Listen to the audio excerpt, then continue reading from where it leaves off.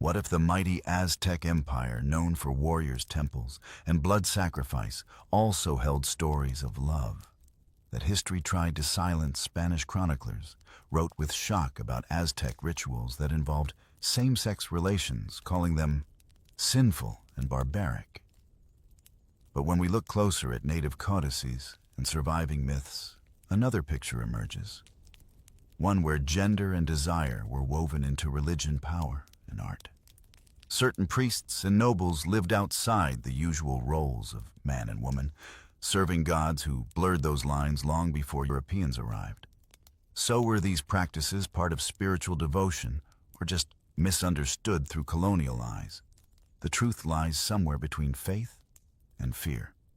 Comment what time you're watching morning, late night, or somewhere in between. And if you want more hidden stories like this one, give this video a like. It helps the history reach further. The sun rises over a city so perfect, it almost feels fake, like the gods built it just to brag. You blink against the glare of gold as the first light bounces off temple steps and feathered shields, off obsidian knives and turquoise jewelry. Welcome to Tenochtitlan, the Aztec capital floating on a lake like a mirage. The streets are clean, the canals hum with canoes, and every direction smells faintly of maize, sweat, and incense. You'd think perfection leaves no room for secrets. But the truth is, this city's beauty is only half the story. Beneath the gold lies gossip, and beneath the gossip, something even older. Forbidden love dressed in feathers. You move through the causeways, your sandals scraping against volcanic stone, and notice how everyone seems to have a role. The merchants shout, the priests chant, the warriors strut, the scribes draw. Yet even in this orchestra of order, there's tension, something unsaid humming under the sound of drums. It's in the way a young warrior's gaze lingers too long on his commander. It's in the way a priest smooths his robe when another passes by. The Aztecs lived under gods who demanded hearts, blood, and loyalty. But the human heart has never listened well to orders. What did it mean to love in a city ruled by sacrifice? The Aztecs believed life was a performance for their gods. Every act, eating, fighting, kissing, had cosmic weight. To live was to repay the sun for rising, so even affection had to follow divine geometry. The perfect man wasn't just strong. He was balanced, part jaguar, part poet, part servant of the sun. His body wasn't just flesh, but a vessel of cosmic order, which made desire complicated. Desire could build temples or burn them down. If you could stand atop the Templo Mayor looking down at the markets, you'd see a world that made Rome look like a dusty village. Thousands of people weaving through stalls of cacao jade and obsidian blades. Musicians played drums carved from human skulls.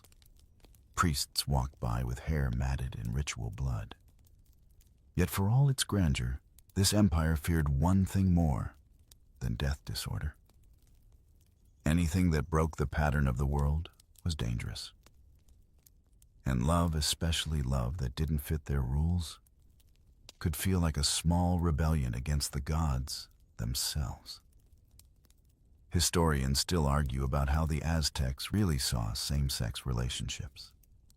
The surviving codices, those rare, colorful manuscripts spared from Spanish flames, hint at contradictions.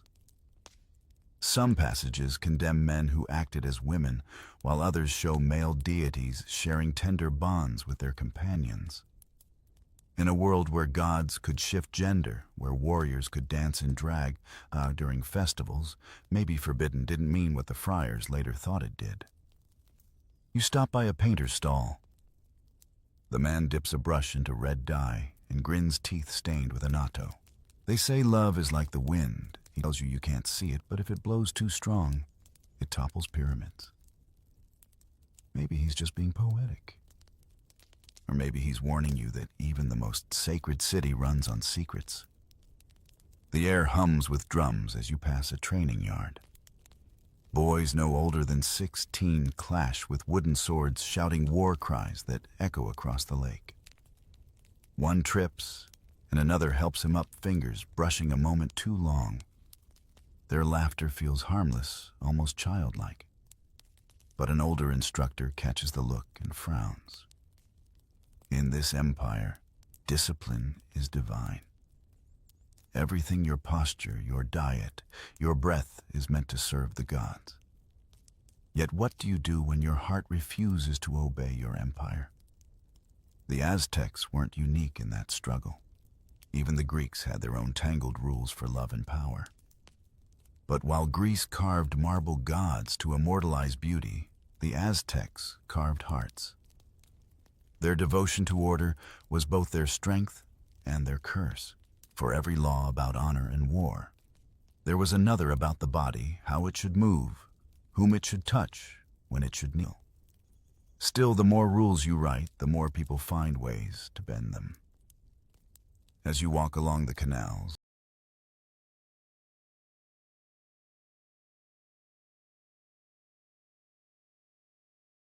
the breeze carries laughter from a noble's garden.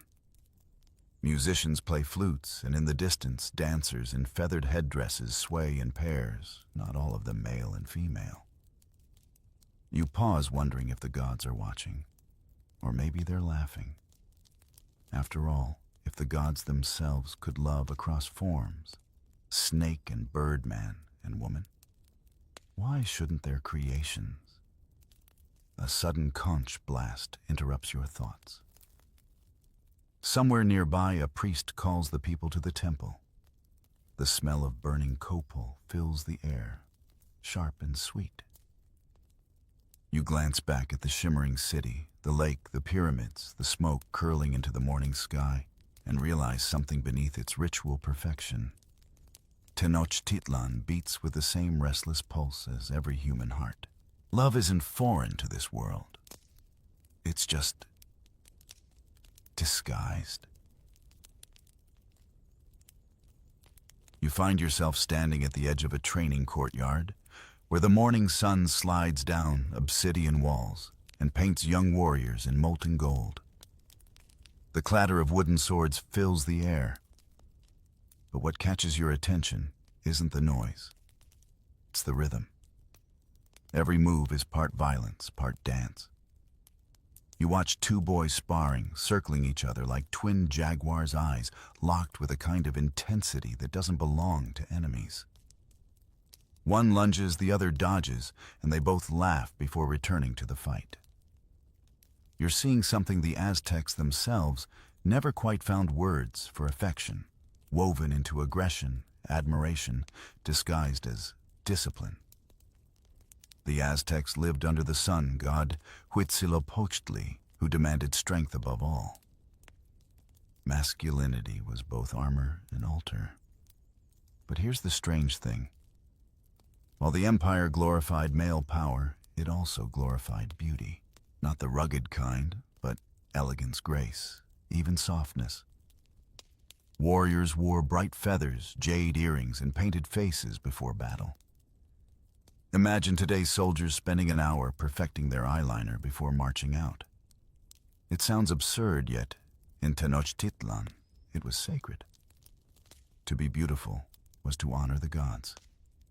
The more dazzling your body, the more divine your purpose. And so masculinity became a performance. You were expected to be strong, yes, but also radiant, a living sculpture of discipline and art. In this contradiction, desire found its hiding place.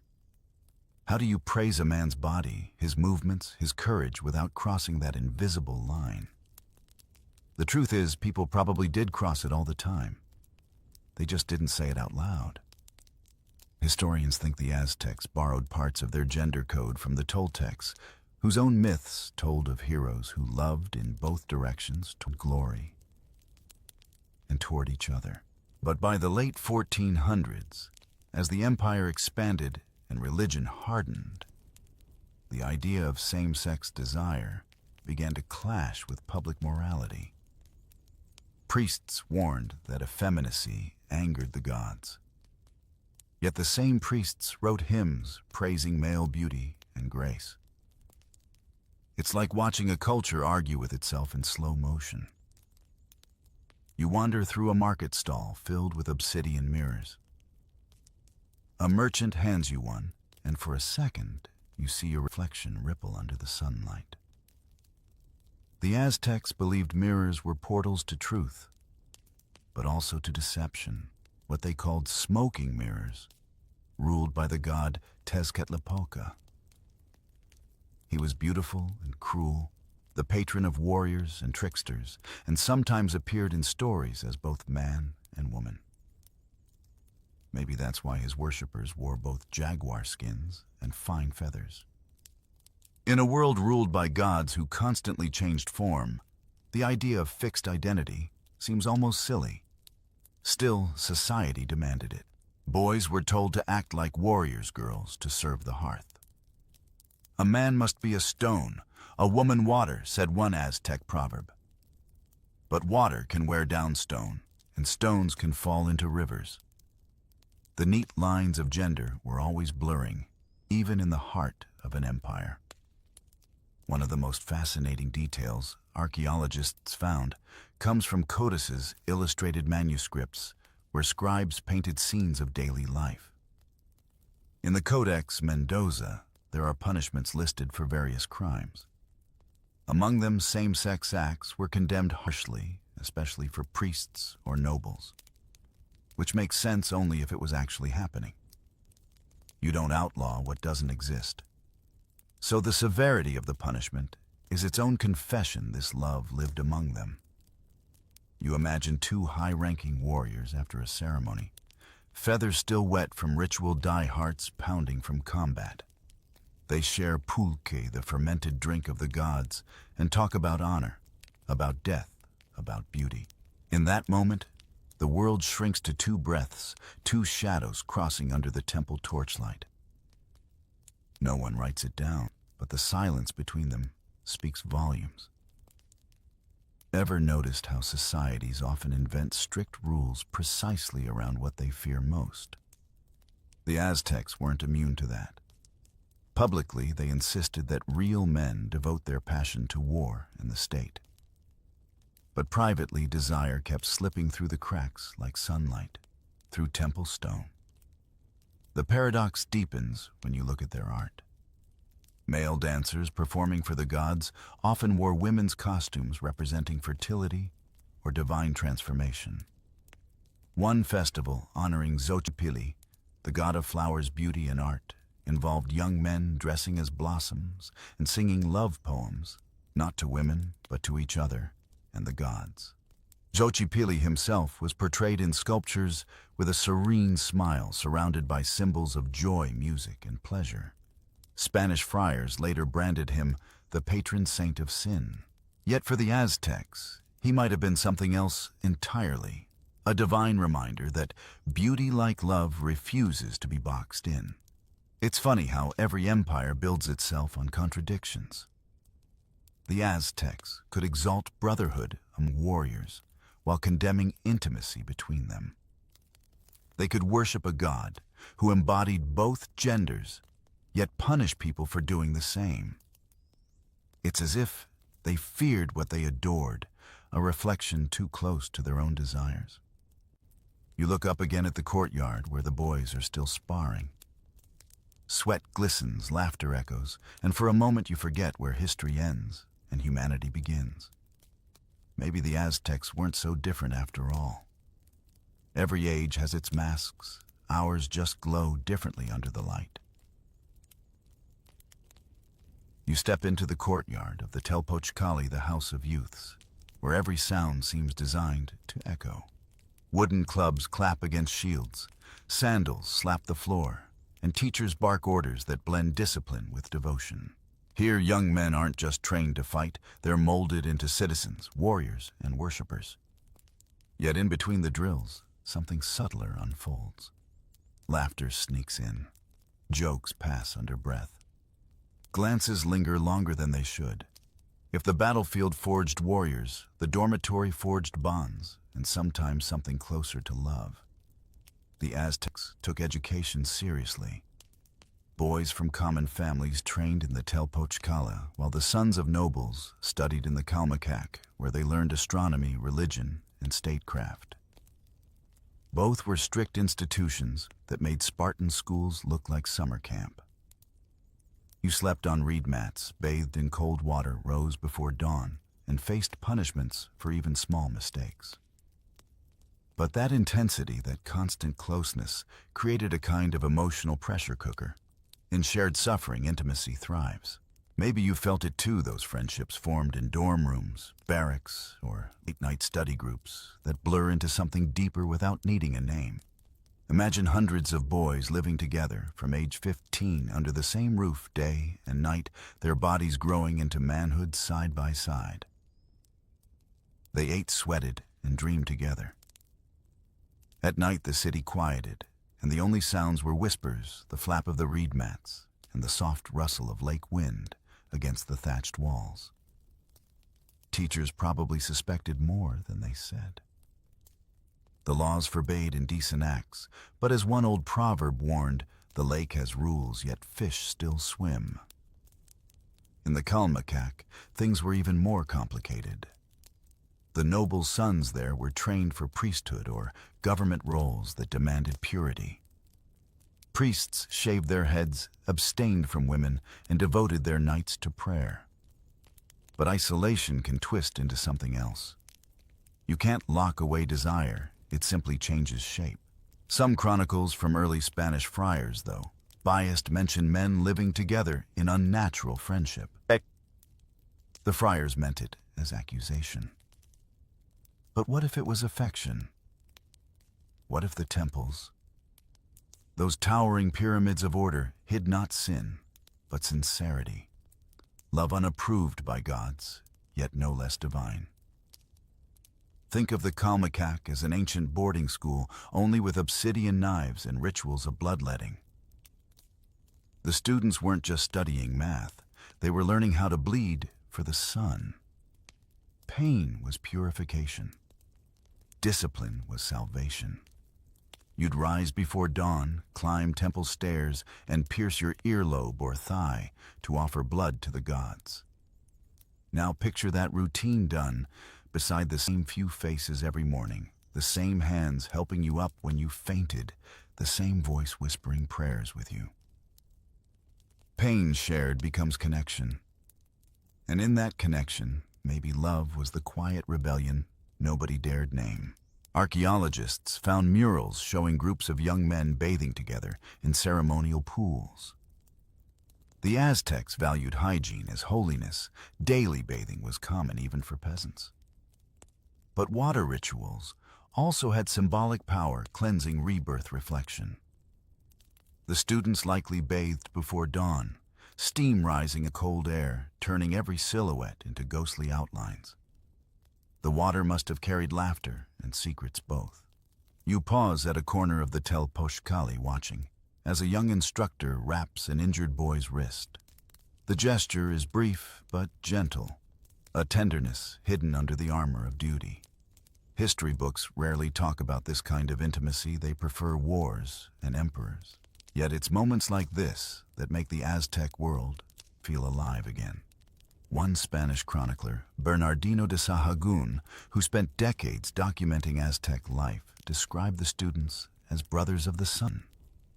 It wasn't just a poetic phrase, it was a belief. Brotherhood wasn't metaphorical, it was sacred. To fight beside your comrade was to share his spirit. Some warriors even swore oaths of eternal loyalty that blurred the line between comradeship and love. Modern anthropologists like to compare these relationships to warrior pairs found in other ancient cultures. The sacred band of Thebes in Greece or samurai, companionships in Japan. Different continents, same heartbeat, love as loyalty, affection as armor. The Aztecs just added more incense and obsidian. And yet the empire's moral code loomed large. The fear of shame, the tlazoli, or moral filth, was powerful. Reputation was everything. If discovered, punishment could be severe beatings, exile, even death. But as always, the existence of those punishments proves something inconvenient for moralists. It means people kept doing it anyway. Love has always been terrible at following laws.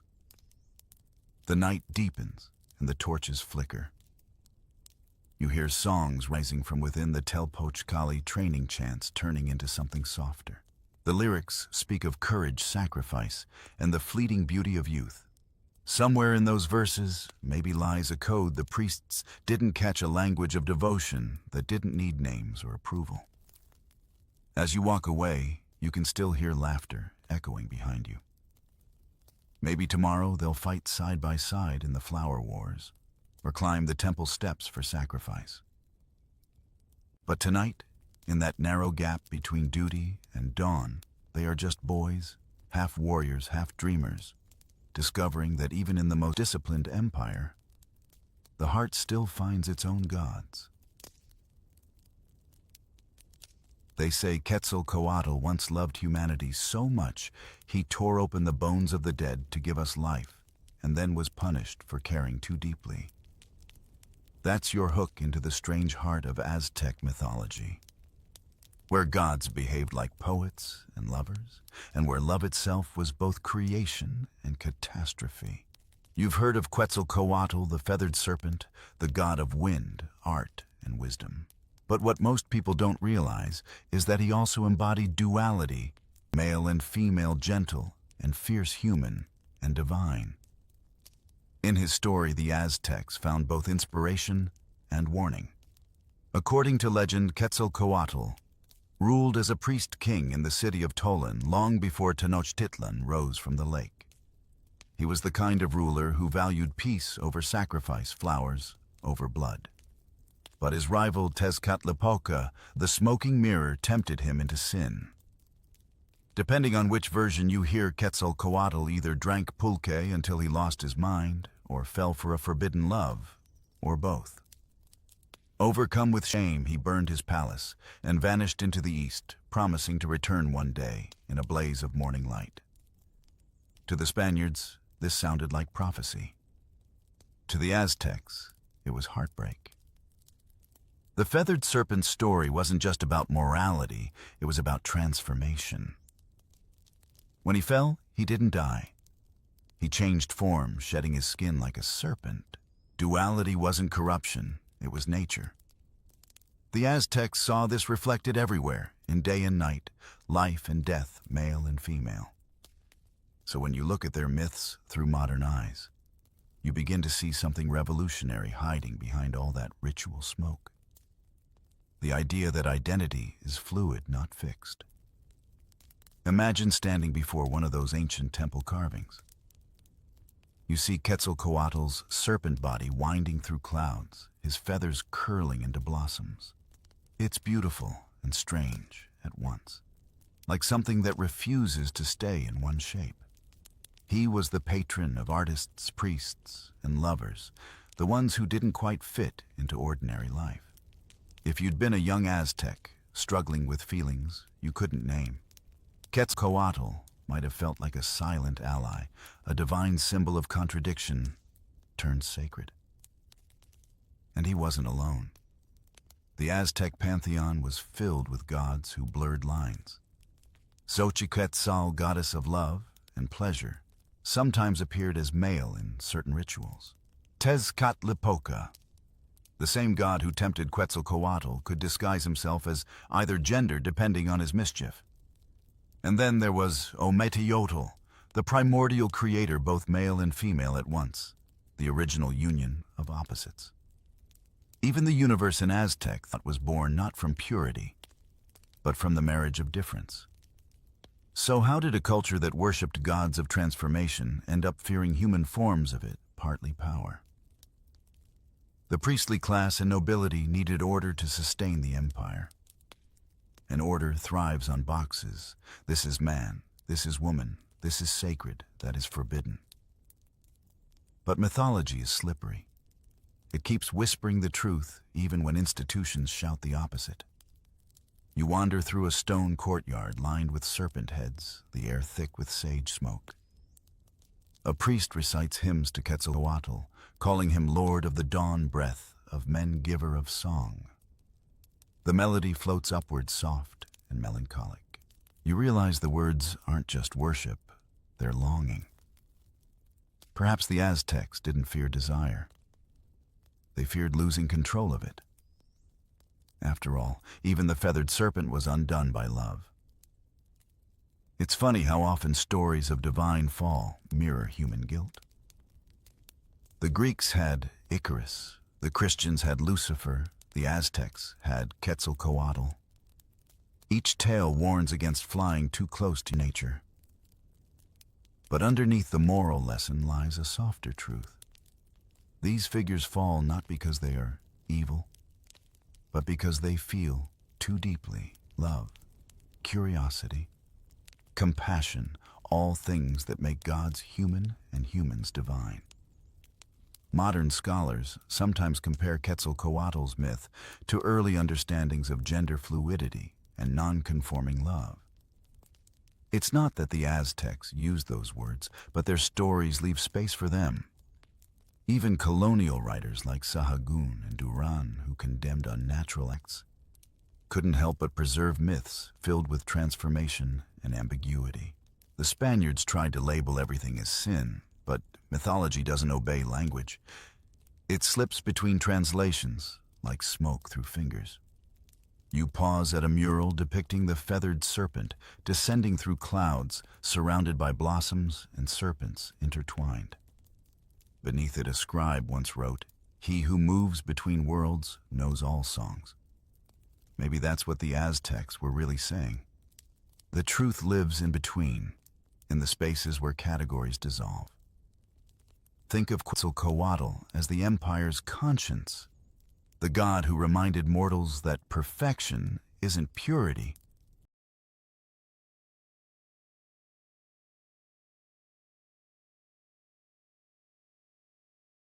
but balance. He wasn't just feathers or fangs, male or female sinner or saint. He was the living paradox that made existence beautiful. When later Aztec laws began punishing same-sex acts, it wasn't because their gods demanded it. It was because humans forgot what their gods had already shown them, that love wears many skins. You look up at the sky where clouds drift like pale serpents across the blue. Somewhere in those shapes, the feathered serpent still flies, shedding old myths like scales. And as the wind brushes your cheek, you wonder if maybe the Aztecs understood something we're still trying to learn. That divinity isn't in being one thing, it's in becoming many. The next morning, the city wakes to drums, slow, deep, steady as a heartbeat.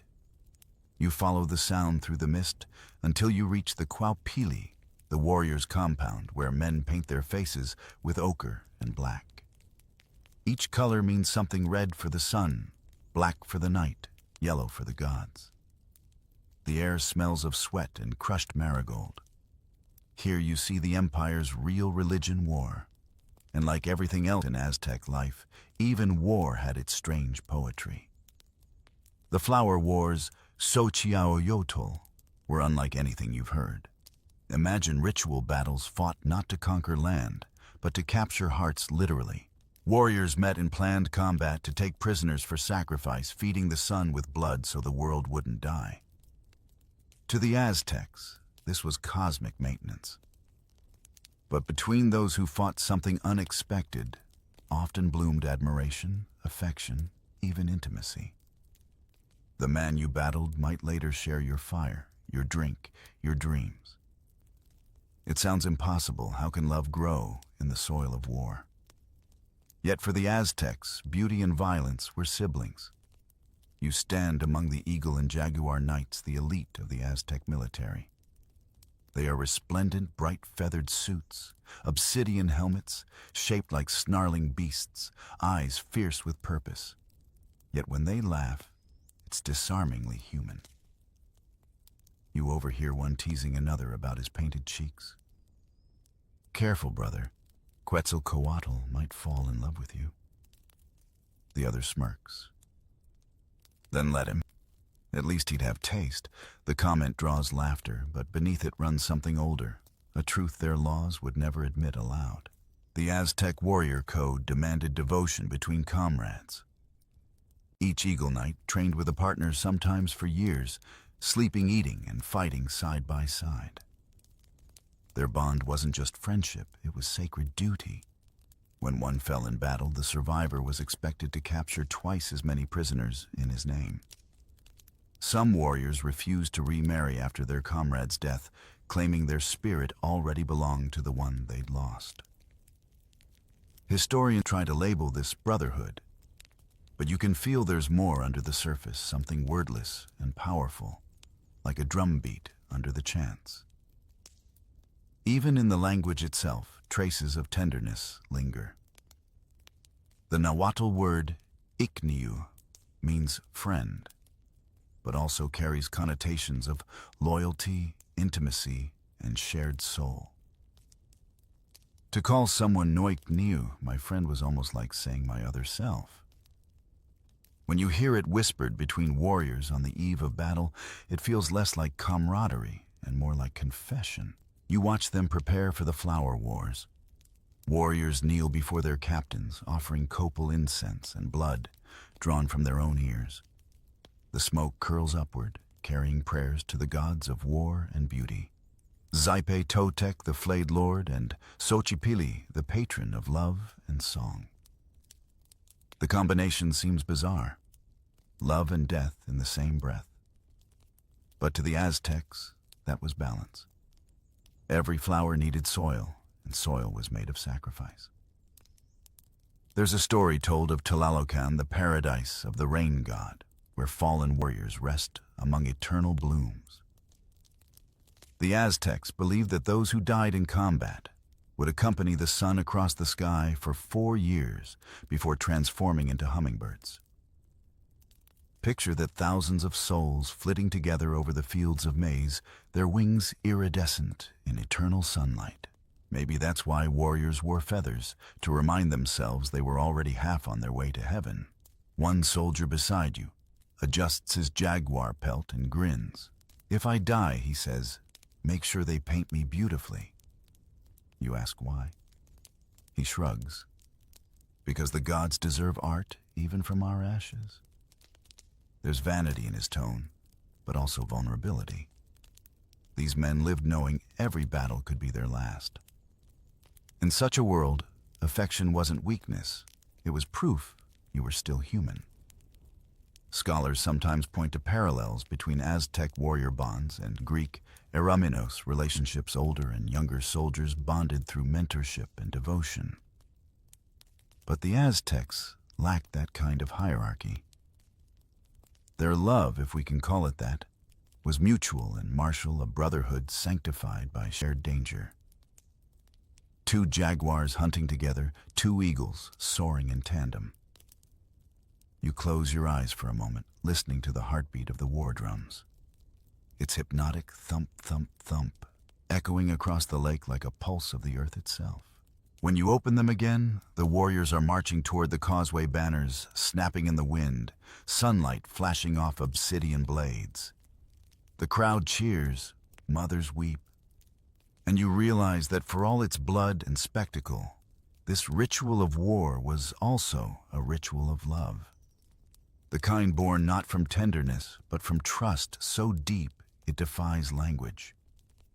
Somewhere in the ranks, a young Eagle Knight turns his head, searching the crowd until his eyes find another's. They don't speak. They don't need to. The drums speak for them, the rhythm of every heartbeat that ever dared to care, even in a world that demanded it bleed instead. You wander through the crowded markets of Tenochtitlan, where smoke curls from clay braziers and women hawk roasted maize beside shimmering piles of cacao beans. It looks peaceful enough after bargaining gossip, but beneath the hum of trade, there's another kind of economy at work, the exchange of secrets. Whispers dart between stalls like hummingbirds. And today's rumor, carried on a dozen curious tongues, is about 2 noblemen discovered in unholy behavior. The words make the listeners cross themselves, though the gesture belongs more to fear than faith. You follow the talk toward the edge of the plaza, where a crowd has gathered near the steps of a temple.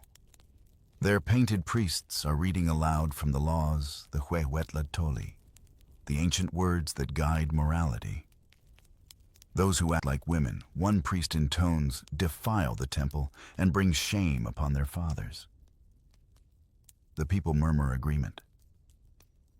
Yet the moment the priests move on, those same people trade smirks and side glances. They've heard this before.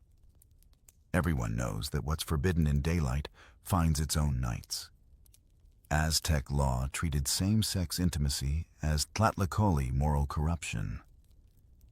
But here's where it gets interesting. The law's severity wasn't about disgust, but about maintaining order. The empire was obsessed with symmetry, purity, and ritual cleanliness. Every act from eating to dressing had cosmic weight. Love that didn't fit the prescribed balance between male and female threatened that cosmic order, or so the priests claimed. So punishment became a way to cleanse society, like sweeping dust from a temple floor. Still, history is never as tidy as its rules. Chronicles mention that accusations were common, but convictions rare, especially among nobles. Power, as always, bought forgiveness. Some even suggest that high priests and lords quietly indulged in what they publicly condemned. It's a familiar story, isn't it? The louder the sermon, the darker the confession behind it. One Spanish friar, horrified yet fascinated, wrote that many nobles kept beautiful youths in their households for companionship and song. He meant it as scandal, but it's hard not to hear a different tone underneath envy, perhaps, or fascination. The same friar admitted that many sins happened in the temples themselves, where priests lived together in isolation, far from women, surrounded by incense and moonlight. It's easy to judge centuries later, but imagine being one of those priests, young, devout, lonely, and told your every desire was dangerous. Temptation would feel less like rebellion and more like breathing. You pass by a sculptor's workshop where unfinished stone figures lean against the wall. Some fierce, some delicate, many both. One catches your eye, two men carved, side-by-side heads tilted toward each other. Their arms are missing now, but their faces serene, almost smiling, survive. Was it friendship, devotion, or something deeper disguised in art so the censors wouldn't see? A stone has always been a better listener than the law. Even the language carried quiet defiance. Nahuatl poetry often used metaphor to hide meaning. The flower opens for the moon could mean a secret tryst. The bird sings at midnight, a hidden longing. Lovers spoke in riddles to protect themselves. And sometimes entire songs were coded messages. One fragment preserved in a colonial text reads, "He was the jade I polished in darkness, the maze I guarded from the dawn." You can almost hear the heartbeat between the lines. Yet the Aztecs weren't hypocrites without heart. They were people trapped between devotion and desire. To them, pleasure wasn't evil. It was power. The gods themselves indulged, sometimes excessively. But humans were expected to show restraint to mirror divine order without daring to match it. It's the same paradox that haunted medieval Europe centuries later. Desire is proof of life, punished for the crime of being alive. Punishments for breaking sexual laws were brutal. Men accused of effeminate acts could be stoned, strangled, or thrown into lakes as offerings to the gods. Women, too, face humiliation or death for acts outside the sacred script. Yet for every execution recorded, there were countless unrecorded acts of quiet defiance, moments behind closed doors when love won, if only for a heartbeat. The empire's obsession with purity couldn't cleanse human nature. It could only drive it underground. Imagine a young noble in the Kalmakak, once praised for his devotion, now accused by a jealous rival. He stands before the council, head bowed, painted for shame rather than glory. The priests demand confession, but he says nothing. To admit would be death. To deny would be betrayal. Silence becomes his last act of control, a final rebellion wrapped in dignity. That same night, others whisper about him, over pulque, saying he was too beautiful to live, too bold to hide. Someone lights incense, murmurs a prayer, not to condemn him, but to thank him for reminding them that even in a world built on sacrifice, love was the one offering that could never truly be destroyed. And as the city sleeps, Tenochtitlan dreams. In contradictions, temples preaching purity, streets buzzing with forbidden laughter, hearts beating against rules carved in stone. Maybe that's the secret the Empire never understood. You can burn a codex, but not what it once felt like to touch another hand in the dark. Under the silver eye of the moon, women whisper stories the priests would never dare to write. You follow those whispers through the narrow alleys of Tenochtitlan until you reach a courtyard filled with the scent of herbs, sage maize, and crushed flowers. It's the house of midwives and healers, women who know both birth and death, laughter and lament. They are not warriors, but their world has its own kind of power.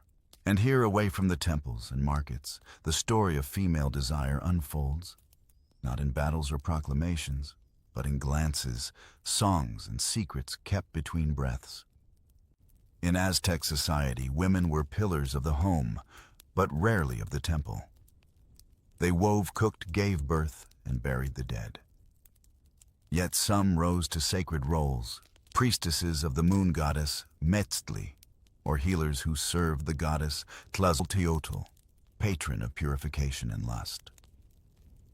The irony, Tlazolteotl was both the goddess who incited sin and the one who forgave it. The Aztecs prayed to her for both temptation and redemption, a divine contradiction that women understood far better than men. You sit among a circle of women grinding maize, and one of them, older, sharp-eyed, tells a tale. It's about two priestesses who tended the temple of Xochiquetzal, goddess of love and pleasure. Every evening they sang hymns to her, weaving flower garlands by moonlight.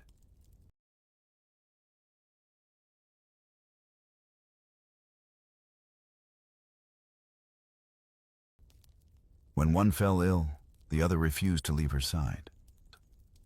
They were punished for neglecting duty, the old woman says, her voice a mix of sadness and defiance. But the goddess wept for them, and the next morning their flowers bloomed red as blood. You're not sure if it's history or myth, but maybe that's the point. For the Aztecs, the line between the two was always thin. While men's intimacy often hid behind military ritual, women's love survived in household songs and childbirth prayers. The Florentine Codex, compiled by Spanish friars, records how midwives sang lullabies not only to newborns, but to each other, thanking their sisters for bravery. Some of these verses carry undertones of devotion, words that shift meaning when spoken softly. Your hands are the light that brings me home. To the friars, it sounded harmless. To the women, it meant everything. You watch as a younger healer tends to a patient's wound, her fingers steady, her eyes tender. Another woman nearby murmurs teasingly, "You treat her better than your husband." The healer smiles without looking up. "That's because my husband isn't dying." Laughter ripples through the courtyard, but beneath it lingers warmth, the kind of affection that doesn't need to explain itself. Aztec art rarely shows women together, but what survives in their metaphors hints at hidden worlds. The moon itself was feminine, and so were rivers, caves, and weaving the acts of creation and connection. To share one's loom, a phrase found in a few Nahuatl poems, may have meant more than simple friendship. Weaving wasn't just labor, it was metaphor for joining lives' threads and souls. The priests, of course, would have dismissed such subtleties as Tlazolli moral filth. But Tlazolteotl herself, the goddess of that very filth, laughed at such fears. In temple murals, she appears half-naked, devouring sin with a serene smile. To her worshippers, mostly women, she offered a radical promise that nothing natural was truly impure. When you prayed to her, you confessed, yes, but you also reclaimed your body as sacred ground. Imagine the quiet rebellion that must have been a woman whispering her truth to a goddess who forgave everything. The empire may have punished public defiance, but within those temple shadows, women rewrote the rules in silence. One story, recorded by a Spanish chronicler, tells of a noblewoman named Xochitl, accused of unwomanly behavior with her attendants. Instead of denying it, she demanded trial before the goddess herself. The priests refused. Days later, her accuser fell ill and died, his body covered in red blotches shaped like petals. The people said the goddess took her side. The friars called it superstition. But in marketplaces and bathhouses, women retold the tale as proof the goddess protects her own. You glance at the moon above the same moon the priestesses once prayed to, the same that still governs tides and hearts. For the Aztec women who lived under its watchful light, love was never a banner or rebellion. It was survival. A soft defiance dressed in song, hidden behind the rhythm of pestles and looms. One of the younger women beside you hums an old tune. The moon does not ask whom she lights, only that they see her. You realize it's a prayer disguised as a lullaby, and perhaps a confession too. In the distance, temple bells begin to ring. The women stop, pack their herbs, and rise one by one. But for a brief moment, the courtyard feels enchanted, the kind of sacred that doesn't need priests. You catch yourself thinking, maybe in a civilization built on blood, it was the quiet love of women that kept the world human. You wake to a different kind of dawn, the kind that doesn't bring warmth, only fear. The lake is still, the air heavy, and on the horizon, strange sails rise like white teeth. The year is 1519, and the strangers have come. At first, the people of Tenochtitlan think it's Quetzalcoatl returning from the east, just as the old prophecies said. But it isn't a god. It's Cortez, and behind him come soldiers, horses, crosses, and fire. The world is about to be rewritten. They call themselves bearers of truth, but what they really bring are mirrors, and in those mirrors they force the Aztecs to see themselves as sinners. Spanish friars flood the temples, splashing holy water on altars, still warm with incense. The idols are demons, they declare, their followers corrupted. And so begins the slow erasure of an empire's soul. Word by word, God by, God love by love. You stand in the courtyard of the Templo Mayor as friars tear down feathered banners and replace them with crucifixes. To the Aztecs, these newcomers seem almost mad, burning the libraries of Codes, smashing stone gods, silencing the flutes of festivals. The priests who once sang to Xochiquetzal and Tlazolteotl are forced to kneel before the Virgin Mary. The dancers stop dancing. The songs stop meaning what they used to mean. And yet the Spanish chroniclers are meticulous. They record everything they condemn. In their journals, you find strange contradictions, long rants about the sins of sodomy in the same pages that describe the beauty of Aztec bodies, their grace, their discipline. It's as though disgust and fascination were tangled together, each feeding the other. The friars build churches over the ruins of temples, baptizing whole neighborhoods in a single day. In one converted schoolhouse, young Aztec students are forced to recite new catechisms. You must reject your old ways, the friar says, pacing the room. No more idols, no more sacrifice, no more wickedness of the flesh. But the boys, once Telpochcali students, exchange glances. They know what the friar doesn't desire, isn't an idol you can smash. The Spanish bring not just religion, but vocabulary.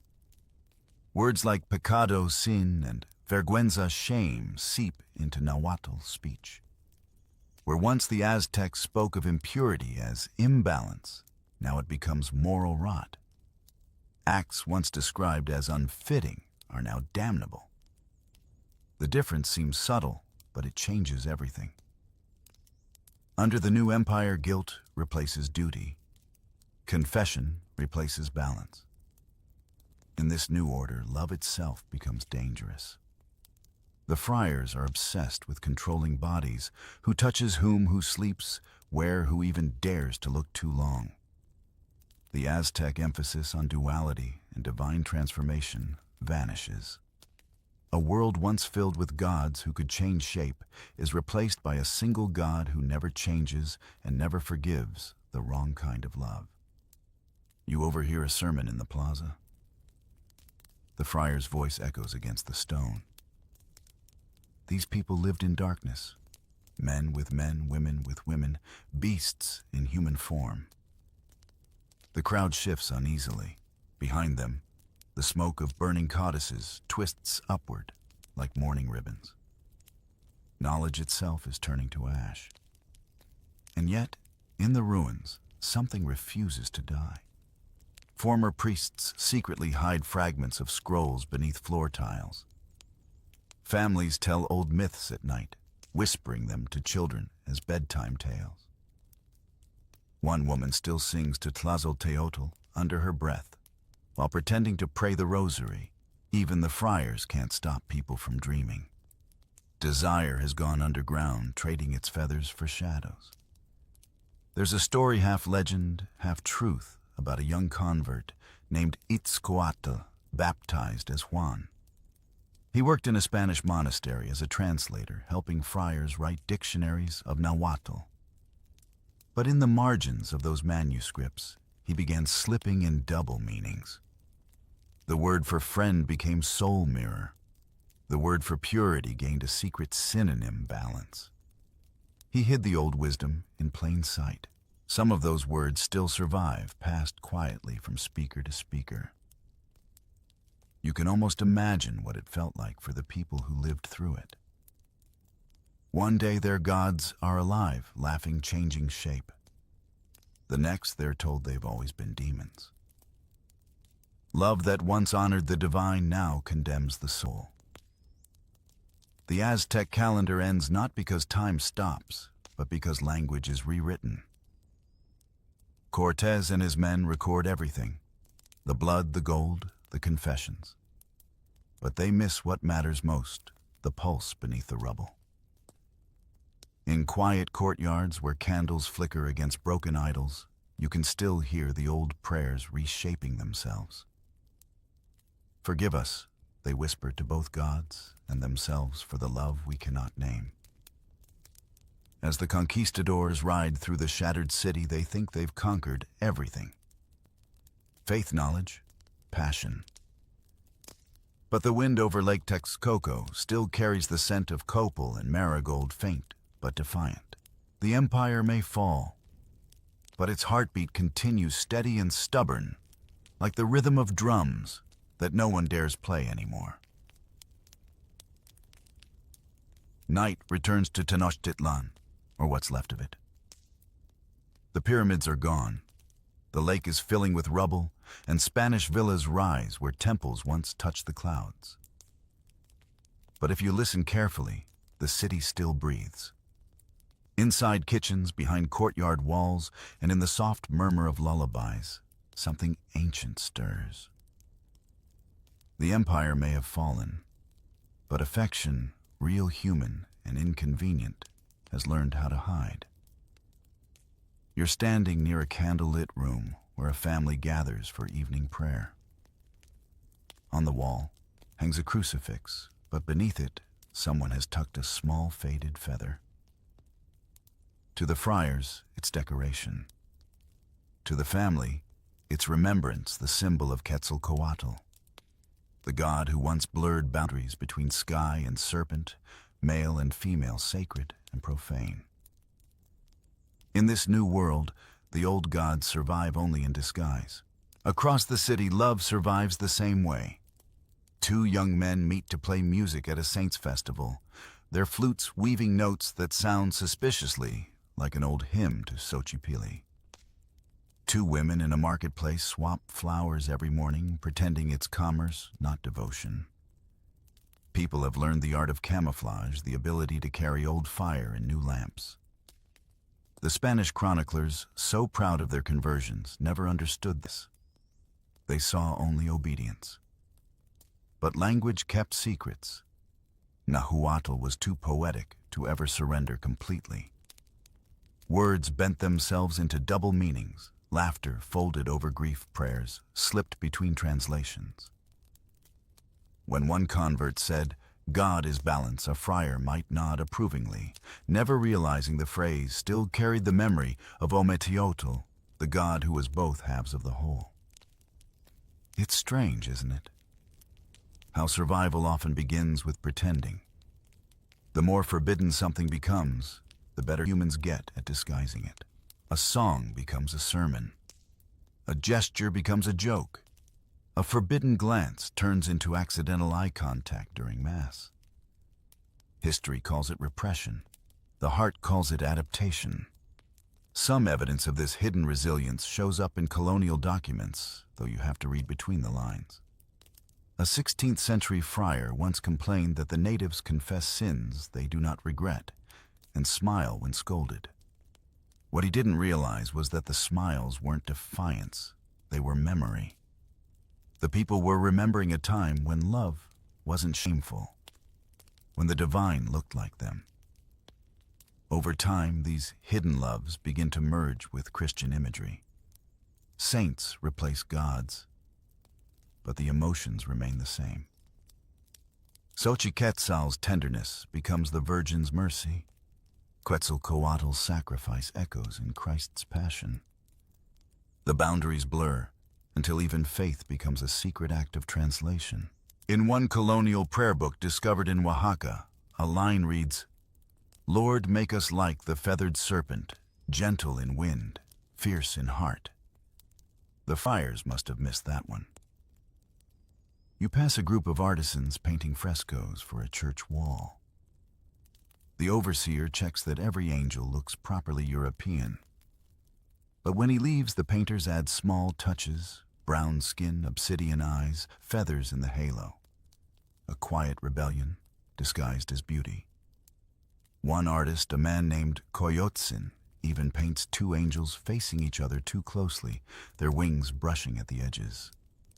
Centuries later, restorers will call it symbolic symmetry. Maybe it was. Or maybe it was love hiding pigment. Outside, the city hums again, markets buzzing bells, clanging languages, blending. Tenochtitlan has become Mexico City. But beneath its stones runs the same lake water, the same heartbeat. The people have learned that the surest way to preserve something sacred is to tuck it inside the ordinary. Sometimes even the friars unwittingly helped. They taught music and art to their converts, encouraging devotion through beauty. But music has its own mind. Those choirs of boys singing Latin hymns began sneaking in Nahuatl rhythms, old melodies hidden under new words. If you listen closely, you could still hear Xochipilli's laughter between the Ave Marias. You walk through a narrow street and pass an old woman selling candles. She gives you one and says softly, "For the saints," or whoever you remember. You realize that's the perfect summary of this era. Faith layered over faith each generation, lighting a wick for what came before.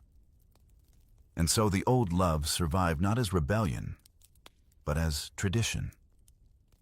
Lovers hide their affection behind friendship, their rituals behind chores, their prayers behind hymns. It's quiet, steady resistance, the kind that leaves no monuments, only stories. Every time a festival dancer twirls with too much grace, every time a painter adds one too many feathers to an angel, the past slips a note under the door of the present. The Aztecs may have lost their empire, but not their art of survival.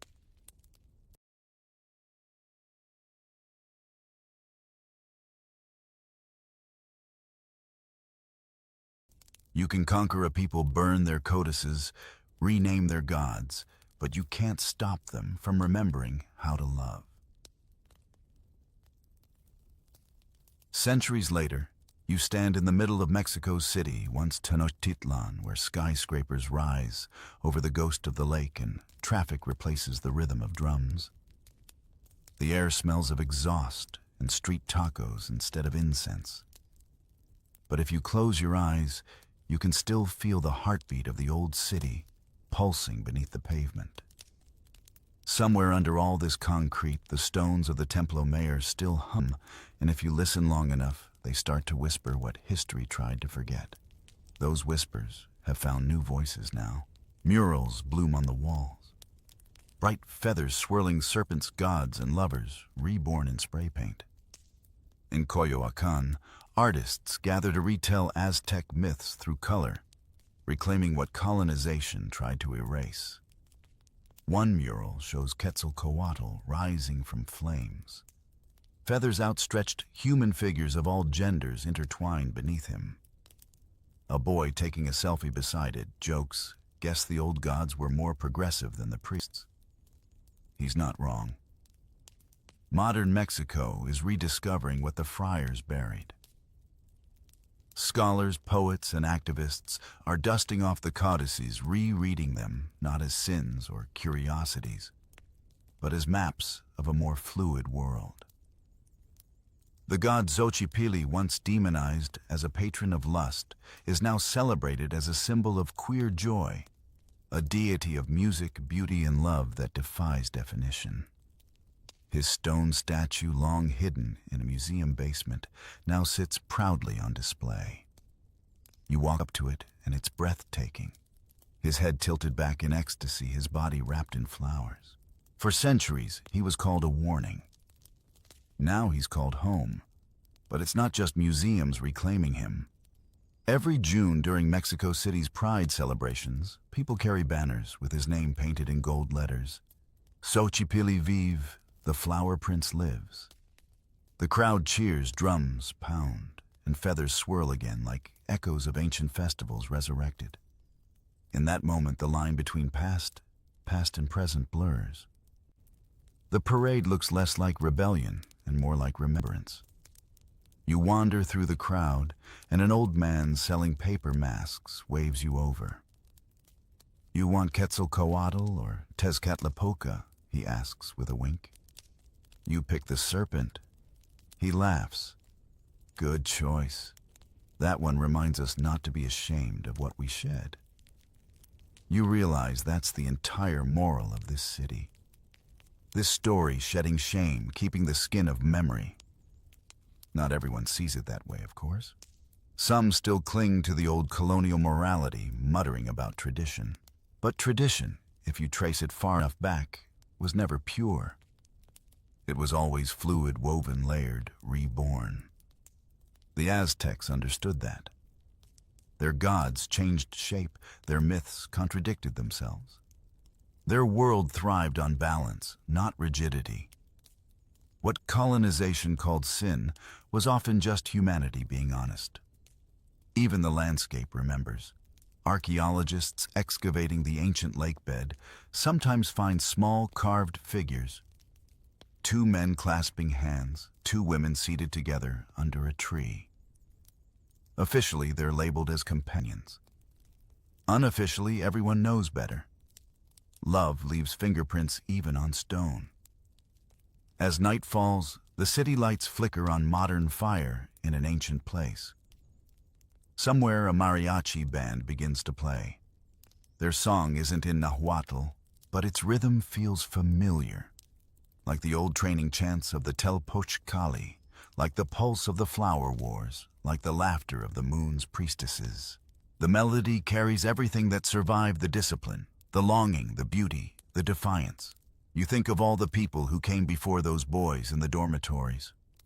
The priestesses under the moon, the hidden poets, the lovers who refused to forget each other, even as their world crumbled. They never got parades or murals. But they left behind something better: continuity. Every smile that hides affection, every song that slips truth between lines, every act of courage to live as you are, that's their legacy. And maybe that's what it means to be Aztec still after all these centuries. Not the wars or the sacrifices, but the stubbornness of the heart, the refusal to stop feeling even when God's kings or conquerors said you should. You look up at the skyscrapers reflecting the night sky. And for a second they resemble the old temples, towers built towards something greater. Maybe that's the final secret of Tenochtitlan. It was never just a city of blood, but of balance. Never just of conquest, but of connection. The drums are gone, but the rhythm remains in heartbeat, in footsteps, in laughter. The gods have changed their names, but they're still here watching from murals and mirrors. And as the city exhales beneath the stars, you understand that love, like the wind that once carried Quetzalcoatl's feathers, can never be conquered. It only changes direction. Beneath the golden feathers of Tenochtitlan, not everyone wielded a sword. Some carried obsidian knives for another purpose. While warriors fed the sun with hearts, priests fed the gods with rituals, blood and sleepless devotion. Their lives weren't about glory, but sacrifice. So let's slip behind the temple walls and discover the daily life of an Aztec priest. The first sound isn't birds or footsteps, it's drums. Deep, slow, hollow beats roll through the blackness before dawn, shaking you awake inside your reed mat. The city isn't awake yet, but the gods are. You lie still for a moment, staring into the ceiling of woven cane, listening to that heartbeat of wood and hide. It's the signal time to cleanse yourself, time to greet another day, as one of the keepers of Tenochtitlan's soul. You stretch out your arms, bones cracking like corn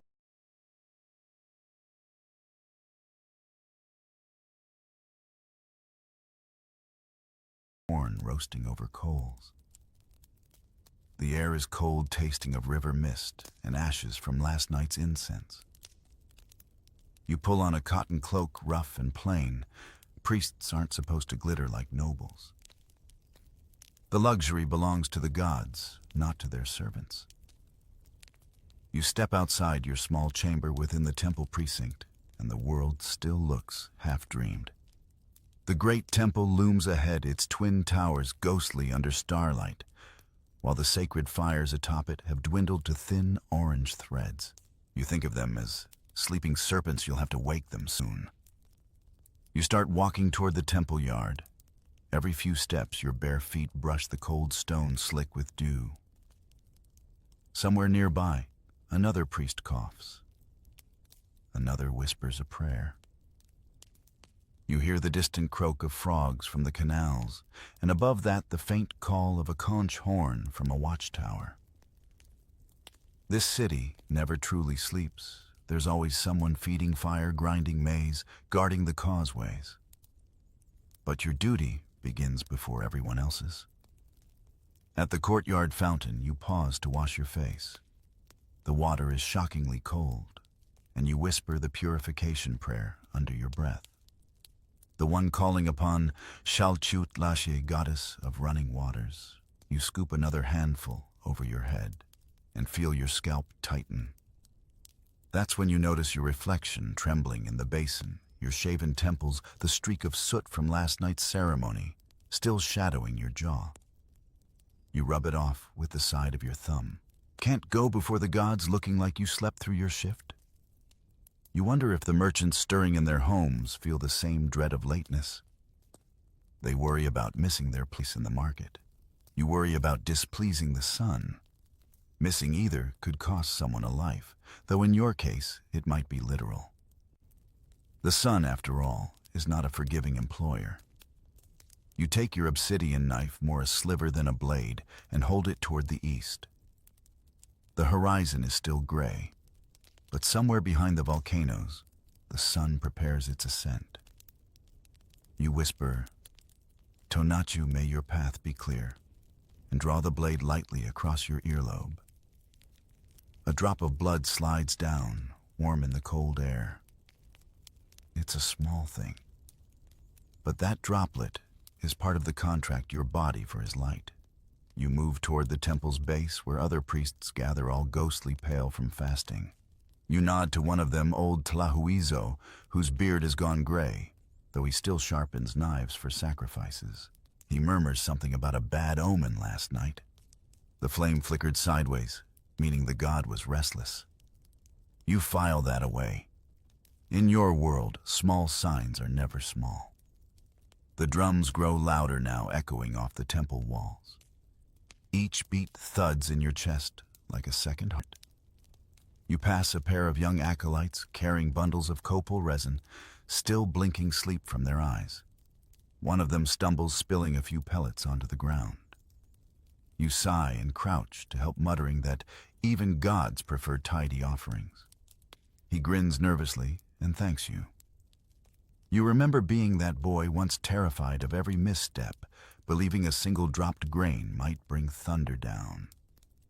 You begin the ascent up the first set of steps, steep, narrow, meant to remind you that the divine is never easy to reach. The stone is damp, and you grip the edges for balance.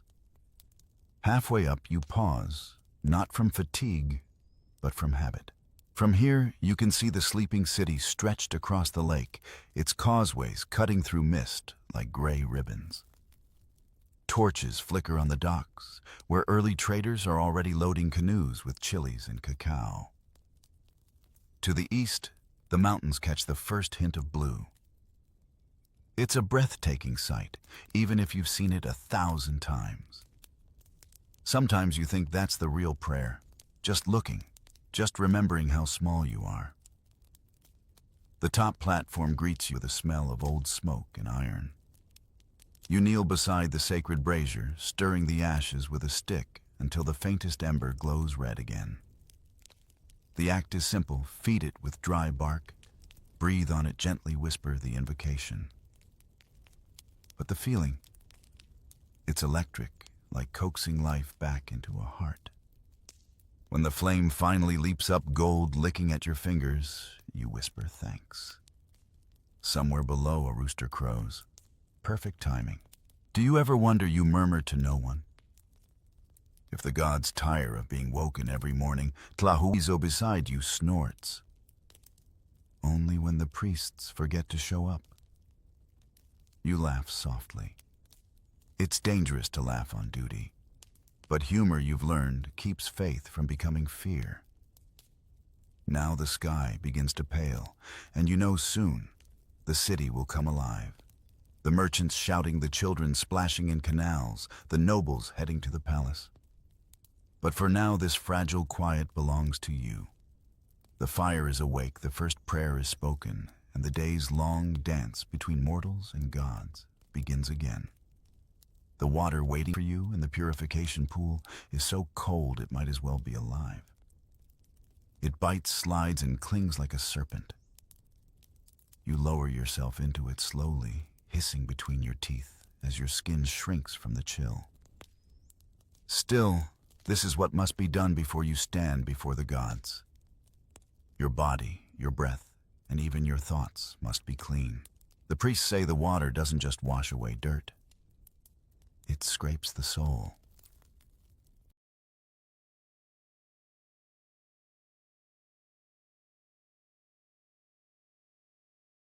Your fingers find the small stone bowl on the ledge. Inside lies a mixture of crushed sage, lime, and salt, your morning scrub. You rub it over your arms until your skin prickles, then over your scalp, where hair no longer grows shaved clean in the name of humility. It's odd how something as small as hair can separate man from devotion. A full head marks vanity, a bare scalp, obedience. You've done this for so many years, your reflection in the pool feels like someone else's, a ghost of flesh in the service of unseen powers. The city hasn't yet begun its clamor. The only sounds are the lapping water, and the far-off murmurs of other priests bathing in their own corners of the compound.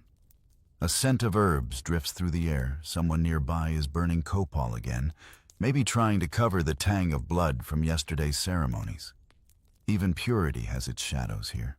You lean forward, dipping your head under until sound disappears completely.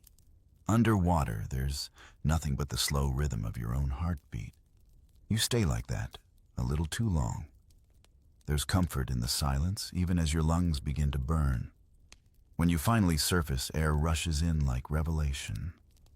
You wipe your face, blink at the light creeping into the courtyard, and whisper a thanks to Chalchutlikwe once more. She's never asked for much, just a little respect, a little awareness that all life flows from her veins. On the edge of the pool sits your small kit, a polished obsidian blade, a coil of thread, and a bowl filled with water tinted red by crushed annatto seeds. You pick up the blade carefully. Its edge is so sharp it could cut the morning itself. You press it against your forearm, not to wound, but to remind. A shallow line, a single bead of blood that runs down to meet the water below. The surface shivers as it swallows the drop, turning the reflection briefly crimson. Strange, isn't it? You think of how a surgeon today might sterilize his hands before an operation, or how an athlete might focus before a game. Rituals change shape, but their purpose never does to mark the threshold between the ordinary and the sacred. Yours just happens to involve pain. You reach for a small pot of ointment, a mix of aloe and ground marigold petals, and rub it gently over the cut. The sting fades almost instantly. The Aztecs have no shortage of remedies. It's the reason neighboring cities send their sick here, hoping for the touch of a priest-physician. You once helped treat a noble son who nearly died of fever. His mother brought gifts of cacao and jade, afterwards swearing the gods had saved him through your hands. You didn't correct her. Sometimes belief heals faster than medicine.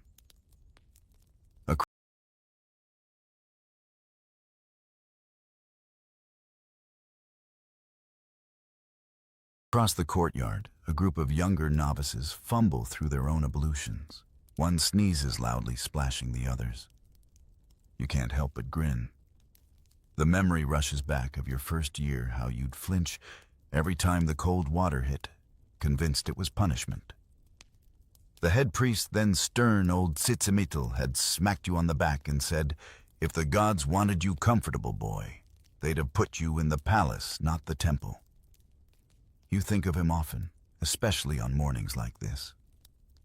He's long gone now, his ashes resting somewhere near the lake. The light strengthens. Steam rises from your skin as you stand and reach for a towel of woven agave fiber. You dry off briskly, then take the small jar of yellow ochre pigment. Dabbing your fingers in it, you mark your forehead, your chest, and both shoulders, each touch aligning you with the directions of the world. North for the wind, south for the rain, east for the rising sun, west for the descent into night. The motions come naturally, muscle memory turned into prayer. You catch your reflection again in the water. Your face looks older today. Lines deepened eyes, a little duller. Maybe it's the fasting. Or maybe it's the years of watching the same rituals play out under different skies. You remember your mother once saying, priests live twice as long, not in years, but in weight. Every prayer you carry adds another lifetime, she said. You didn't understand then. Now you do. You step away from the pool water dripping from your toes onto the smooth flagstones. The courtyard's torches flicker low, their oil nearly spent. One of the attendants brings a clay bowl of crushed flowers for anointing. You dip your fingertips, the scent of marigold and copal filling your nose, and trace slow circles over your wrists and temples. These are the gestures of readiness, the quiet armor of the faithful.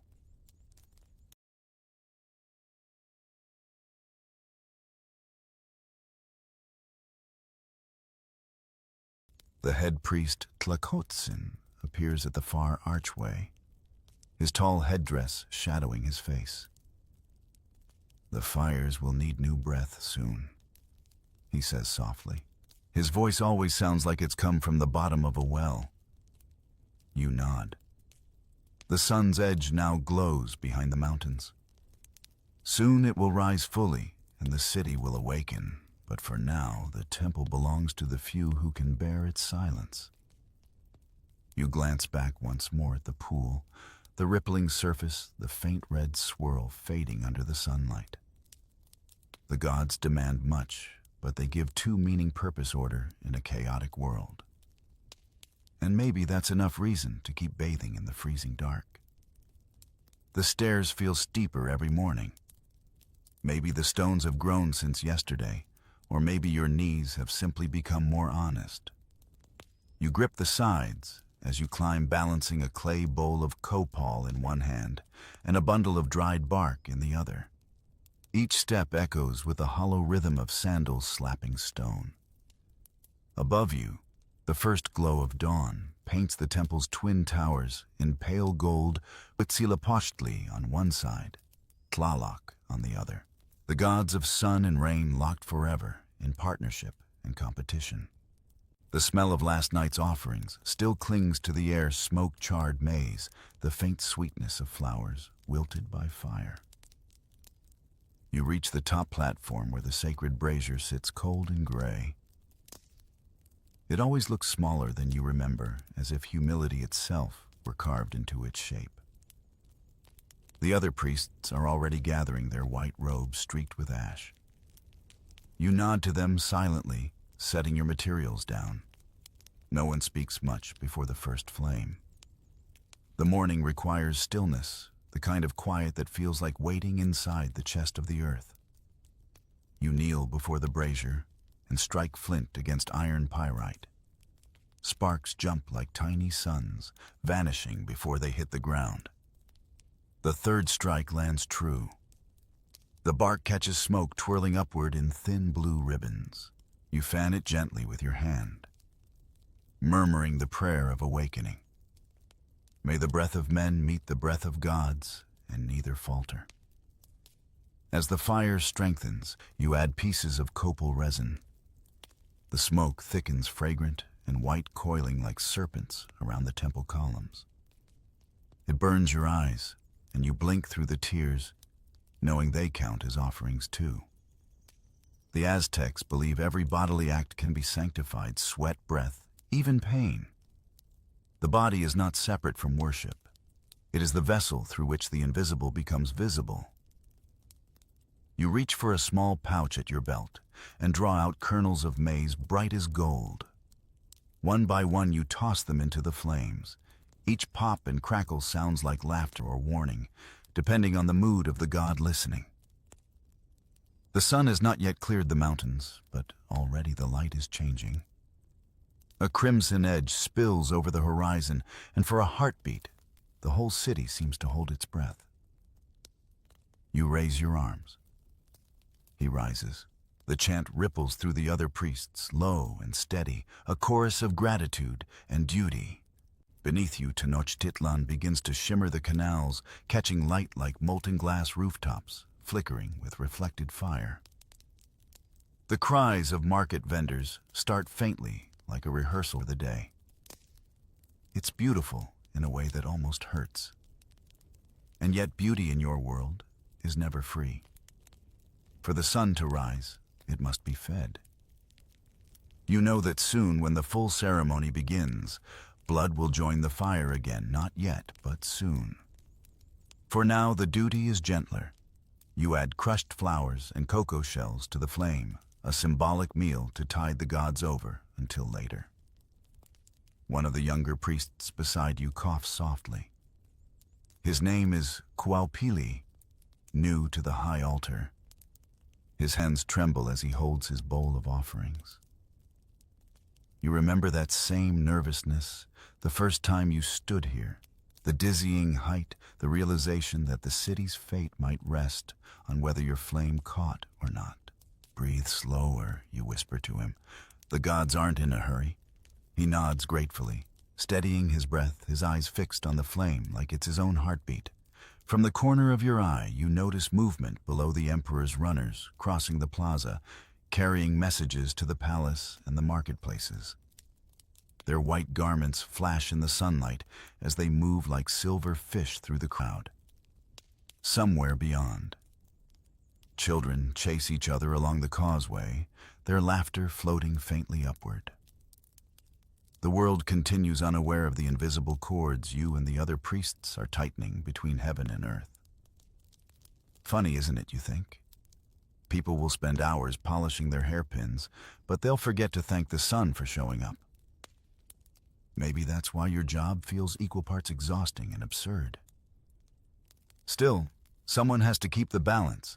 Someone has to remember the contracts made in the beginning. When the fire burns strong, you take a step back, allowing the wind to feed it. The smoke swirls upward in smooth, unbroken columns. You imagine it reaching Tonatiuh himself, the sun god, face-painted gold feathers blazing. You can almost see him stretching his arms, yawning after his night's journey through the underworld. It's ridiculous, you know. And yet in moments like this, the boundary between faith and imagination doesn't matter. What matters is that you believe just enough to keep the world spinning. The high priest raises a conch shell and blows. The sound cuts through the morning like a blade through silk. From every corner of the temple complex, echoes answer other shells, drums, flutes. The city begins to stir in rhythm with your fire. The sun lifts higher, the lake mirrors its glare, and the whole world seems to bloom. Someone hands you a cup of chocolate drink, unsweetened, thick bitter as medicine. You sip it slowly, savoring the warmth. The caffeine sharpens your senses, an ancient version of morning coffee. Imagine explaining this to someone 500 years from now, you think. They'd probably still be drinking it, just with more sugar and less reverence. The fire now burns steady, its core bright white. You whisper one final line, part habit, part hope. Let the day not devour us as we have fed it. The words hang in the air for a moment, before dissolving into smoke. You rise, joints creaking, and glance once more over the city's waking expanse. You've done your part. The gods have their meal. The sun has its stage. Time for the next duty, the living students waiting below, wide-eyed and hungry for knowledge you sometimes wish you didn't have. Knowledge is like fire, your old mentor used to say. Pass it carelessly, and someone's bound to get burned. The memory returns as you step into the Kalmakak, the priest's school and your second home since childhood. Inside, the air smells of chalk sweat and faint traces of incense. Rows of reed mats line the floor, and a dozen novices sit cross-legged, staring at you with the anxious devotion of puppies watching their trainer. You suppress a smile. Teaching them is as much an act of faith as any ritual. Your voice, still hoarse from the morning chants, carries through the room. So you begin clapping your hands once. Who remembers the difference between the nawal and the tonal? A few hands shoot up, hesitant. One boy blurts, the nawal is an animal spirit teacher. You nod, and the tonal silence. Only the crackling of a torch answers. You sigh dramatically. The tonal is your energy, your inner fire. Without it, you're just meat and memory. The novices exchange uneasy glances. You lean closer and whisper. And without discipline, your tonal slips away. You'd be surprised how fast. They giggle nervously. Humor helps fear alone turns faith into stone.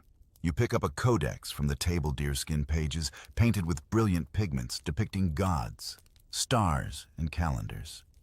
Each line, each color carries centuries of memory. You hold it up to the light. This, you tell them, is how we speak to time. The gods write in fire, but we write in pigment. Keep your hands steady, your eyes open, and your stomach empty. Hunger sharpens memory better than any tool. You guide them through the pages, explaining the months and rituals tied to each. See here, you point at a depiction of a man piercing his ear. That's the festival of Toxcatl. And here the offering of flowers to Xochipilli. Remember, not all gifts are blood. Some are beauty. You glance at one of the girls, a quiet novice named Malinal. She's sketching the glyph for wind god Ehecatl with perfect precision. You stop behind her and murmur, "Good." The gods love those who notice details. Even the wind can't fool a careful eye. She smiles, embarrassed but proud. Outside, the morning sun filters through lattice windows, drawing patterns on the stone floor. A hummingbird darts past, flashing green and gold. One of the novices gasps softly, taking it as a sign of blessing. You don't correct him. Let them believe in omens while their hearts are still soft. Reality will harden them soon enough. Teaching isn't only about gods and calendars, it's about endurance. You make them memorize prayers until their tongues ache, carry water, until their arms tremble and stand in silence for an hour as incense coils sting their eyes. The temple expects obedience first, enlightenment later. You sometimes wonder if that order is backward. But then again, rebellion never fed a god. Halfway through the lesson, you catch one boy nodding off. You stride over, pluck the reed stylus from his limp hand, and tap his forehead. If the gods find you sleeping, they'll borrow your dreams, you tease. The others laugh, and he jolts awake, cheeks red. Or worse, you add they might put you in charge of morning duties. The laughter grows louder. You let it echo a moment before raising your hand for quiet. You remember your own training, the endless chants, the bruised knees, the pride of finally being allowed to touch the sacred flame. Back then, knowledge felt like a mountain, enormous, terrifying, and worth every climb. Now, after years of teaching, you realize it's more like a maze. The more paths you find, the less certain you are which one leads home. But that's the secret you keep from them. Doubt in the wrong hands is contagious. When the lesson turns to celestial cycles, you draw a rough diagram on the floor with a stick. This, you say, sketching a circle, is the movement of Venus. Every 8 years, she returns to the same place in the sky. We call her the twin star, the one who dies and is reborn, like you will many times before you're done learning. A few of them whisper prayers under their breath. You can tell which ones already feel the pull of priesthood and which still dream of escaping to the markets and dancing festivals. You don't blame them. You still dream sometimes too. A gong sounds from the courtyard below, signaling midday. The novices rise and bow. You tell them to fetch the offering trays, flowers, feathers, and bowls of maize for the noontime blessing. They move in a flurry of white cloth and soft sandals. You watch them go, realizing how their youth seems brighter against the gray of the temple stones. Before leaving, you turn to the altar at the far end of the room, where a small idol of Quetzalcoatl stands. Feathers carved in stone, eyes inlaid with obsidian. You bow your head. The feathered serpent, patron of learning, art, and renewal. Your favorite among the gods, if one dares to have favorites. Keep them curious, you whisper to him, and keep me patient. You step outside, blinking in the sunlight. The smell of roasted maize drifts from the lower courtyards. Children laugh, dogs bark, traders haggle life, returning to its daily pulse. You roll your shoulders, muscles stiff from sitting, and glance up at the temple's peak. The fires you lit earlier still burn strong. A good sign. The gods have accepted the mourning. Now it's time to offer something more personal, a little blood, a little pain, the currency of devotion that keeps everything spinning. The blade never looks dull, no matter how many years you've used it. Just a sliver of obsidian black smooth, almost beautiful. You hold it up to the sunlight filtering through the courtyard arch, and it flashes like a liquid shadow. You could almost forget it's meant for pain. Almost. You kneel on the woven mat before the altar, where bowls of flowers and feathers sit beside clay dishes filled with dried maguey thorns. The scent of copal hangs thick in the air, curling through your nostrils and settling heavy in your chest. You steady your breath. The first offering of the day was to awaken the gods. This one is to remind them that you haven't forgotten your side of the bargain. You pinch a maguey spine between your fingers, feel its point tremble against your skin. The novices nearby shift nervously, watching. They'll have to do this too someday. Pain is a teacher. You tell them, your tone calm, almost gentle. Ignore it, and it will teach you again. You press the thorn through the flesh of your thigh. The sting is sharp but familiar, the kind of pain that has a rhythm, enter pulse release. You collect the blood in a folded strip of paper bark, careful not to spill a drop. Every priest does this. Some draw from the ears, some from the tongue or calves. Each wound is a message, small but loud enough for the gods to hear. The blood symbolizes renewal, humility, and devotion. But you've learned something else over the years. It's also about focus. For those few seconds when your skin breaks and your breath hitches, you're completely present.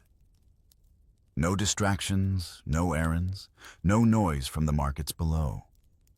Just the pulse, the offering, and the awareness that you're alive. You place the paper bark on the burning brazier. It curls instantly, releasing a thin trail of smoke that carries your prayer upward. The novices mimic your motion with their own tiny pricks, hesitant, clumsy, yet determined. One boy at Scoatl gasps when his thorn bites too deep. You hand a strip of clean cloth and whisper, "Even the gods started with small mistakes." He nods, eyes wide, blood pooling in his palm, like a secret he doesn't yet know how to hold. You stand wiping your fingers on a cloth and feel the dull warmth spreading through your leg. It's not agony. It's a reminder. You glance toward the courtyard gate where the sun now blazes overhead. The city is awake, vendors, shouting, canoes, gliding, children running barefoot along the canal edges. None of them see you, of course. The priest's life is a different current flowing parallel to the world, but never fully touching it. Sometimes you envy them. The ones who can laugh without checking for omens, who can eat without naming it a ritual.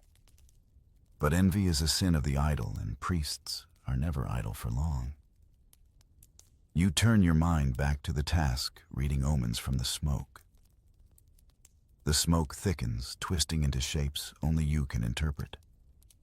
At first you see nothing, then a flicker, a wave, a rising curl that splits in two. A sign of division. Perhaps a quarrel brewing among the noble families, or storms coming from the east. You'll record it later in the codex, next to the day's symbol. A jaguar biting the sun. You make a note in your head, a warning. The sound of footsteps breaks your focus. It's High Priest Tlakahtsin again, his presence as quiet as ever. He studies the smoke beside you, his eyes half closed. "The east wind speaks," he murmurs.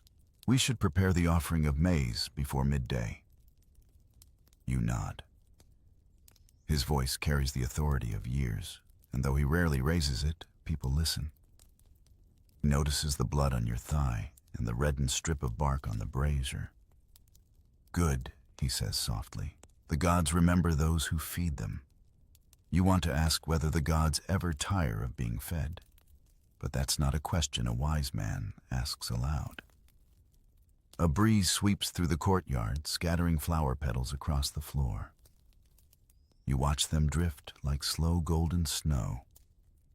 For a brief moment, the air smells sweeter, almost tender, as if the gods themselves were sighing. You think of how some modern people cut their palms to swear loyalty or tattoo symbols on their skin as promises. The gesture is the same, just the language has changed.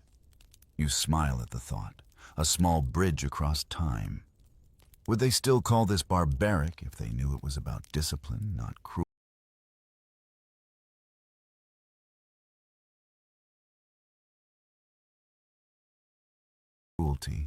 The novices finish their offerings.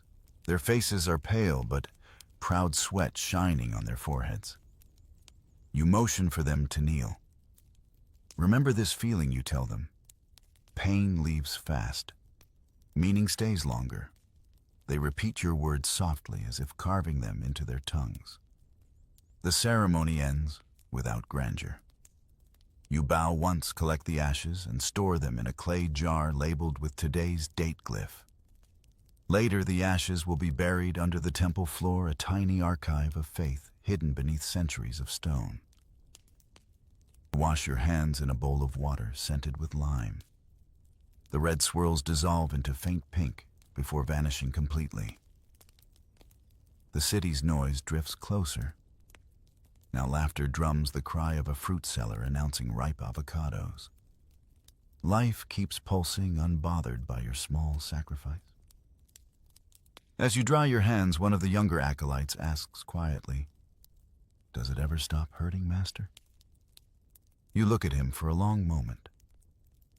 The honest answer would be no, but you say instead, "You get used to remembering why it must." He nods solemnly, as if that alone has made him older. Somewhere behind you, the conch horn sounds again, calling priests to descend into the streets. Time to step outside the temple walls and face the mortal world. The smoke still curls upward as you leave fragile and white against the sky, a soft whisper that vanishes before anyone below even notices it was there. By the time you step beyond the temple gates, the city has completely changed character. Gone is the sacred hush of the morning courtyards. Tenochtitlan now hums like a living creature. The air is full of noise and movement, the slap of paddles in the canals, the rhythmic call of merchants, the laughter of children darting between stalls. You adjust your plain cotton cloak and pull your hood slightly forward. Even in the crowd, priests stand out bare feet, shaven heads, the faint shimmer of incense clinging to skin. You walk along the causeway that leads toward the main market square. Water glints between the stone blocks, and the scent of blooming lilies drifts up from the canals. Canoes loaded with vegetables and flowers glide silently past, steered by women with faces like carved jade. Every so often, someone nods in greeting or offers you a handful of maize as a blessing. You return the gesture with a murmured prayer. Here, even commerce feels sacred. Exchange is another form of worship. At the edge of the plaza, you pause to watch the city unfold. Thousands of stalls spread across the square, each arranged with almost military precision. One sells obsidian mirrors that catch the light like black water. Another displays cacao beans piled neatly in baskets, the currency of daily life. The smell of grilled fish mixes with the sweetness of honeyed amaranth cakes. You can't help smiling. The gods may own the temples, you think, but the people own the rhythm. Your duty here isn't to shop. It's to observe, to read the subtle language of daily life. Every gesture, every bargain can reveal an omen if you know how to look. You stop beside a maize vendor and ask for a handful of kernels to use for divination. She bows her head respectfully and pours them into your palm. You crouch beside her stall, close your eyes, and whisper the words that open the reading. May the corn speak with the tongue of truth. You cast the kernels onto a woven mat. They scatter in a rough semicircle, a few overlapping, one rolling stubbornly away. You trace their pattern with your fingertip. 3 clustered together near the edge, sign of prosperity. 2 lying apart, symbol of caution. one upside down, warning of illness or discord. You glance up at the vendor and say gently, "Take care of your youngest son. His spirit is restless." She gasps, her hand flying to her chest. "He's been coughing for days," she says. You smile softly. "Give him more rest and a little honey water. The gods send signs so we can act, not despair." As you rise, she presses a small bundle of chilies into your hand in thanks. You tuck it into your belt. You'll burn them later, as an offering. Gratitude should never travel alone. You move deeper into the market, stopping to greet familiar faces. The fisherman with one eye who always swears catch was blessed by Talailoc. The potter who paints tiny suns in cider bowls. The old woman who sells paper figures for ceremonies. You buy a few of her cutouts, miniature gods, with folded arms and stern expressions. "They keep the spirits calm," she says, her voice cracked like dry clay. You nod.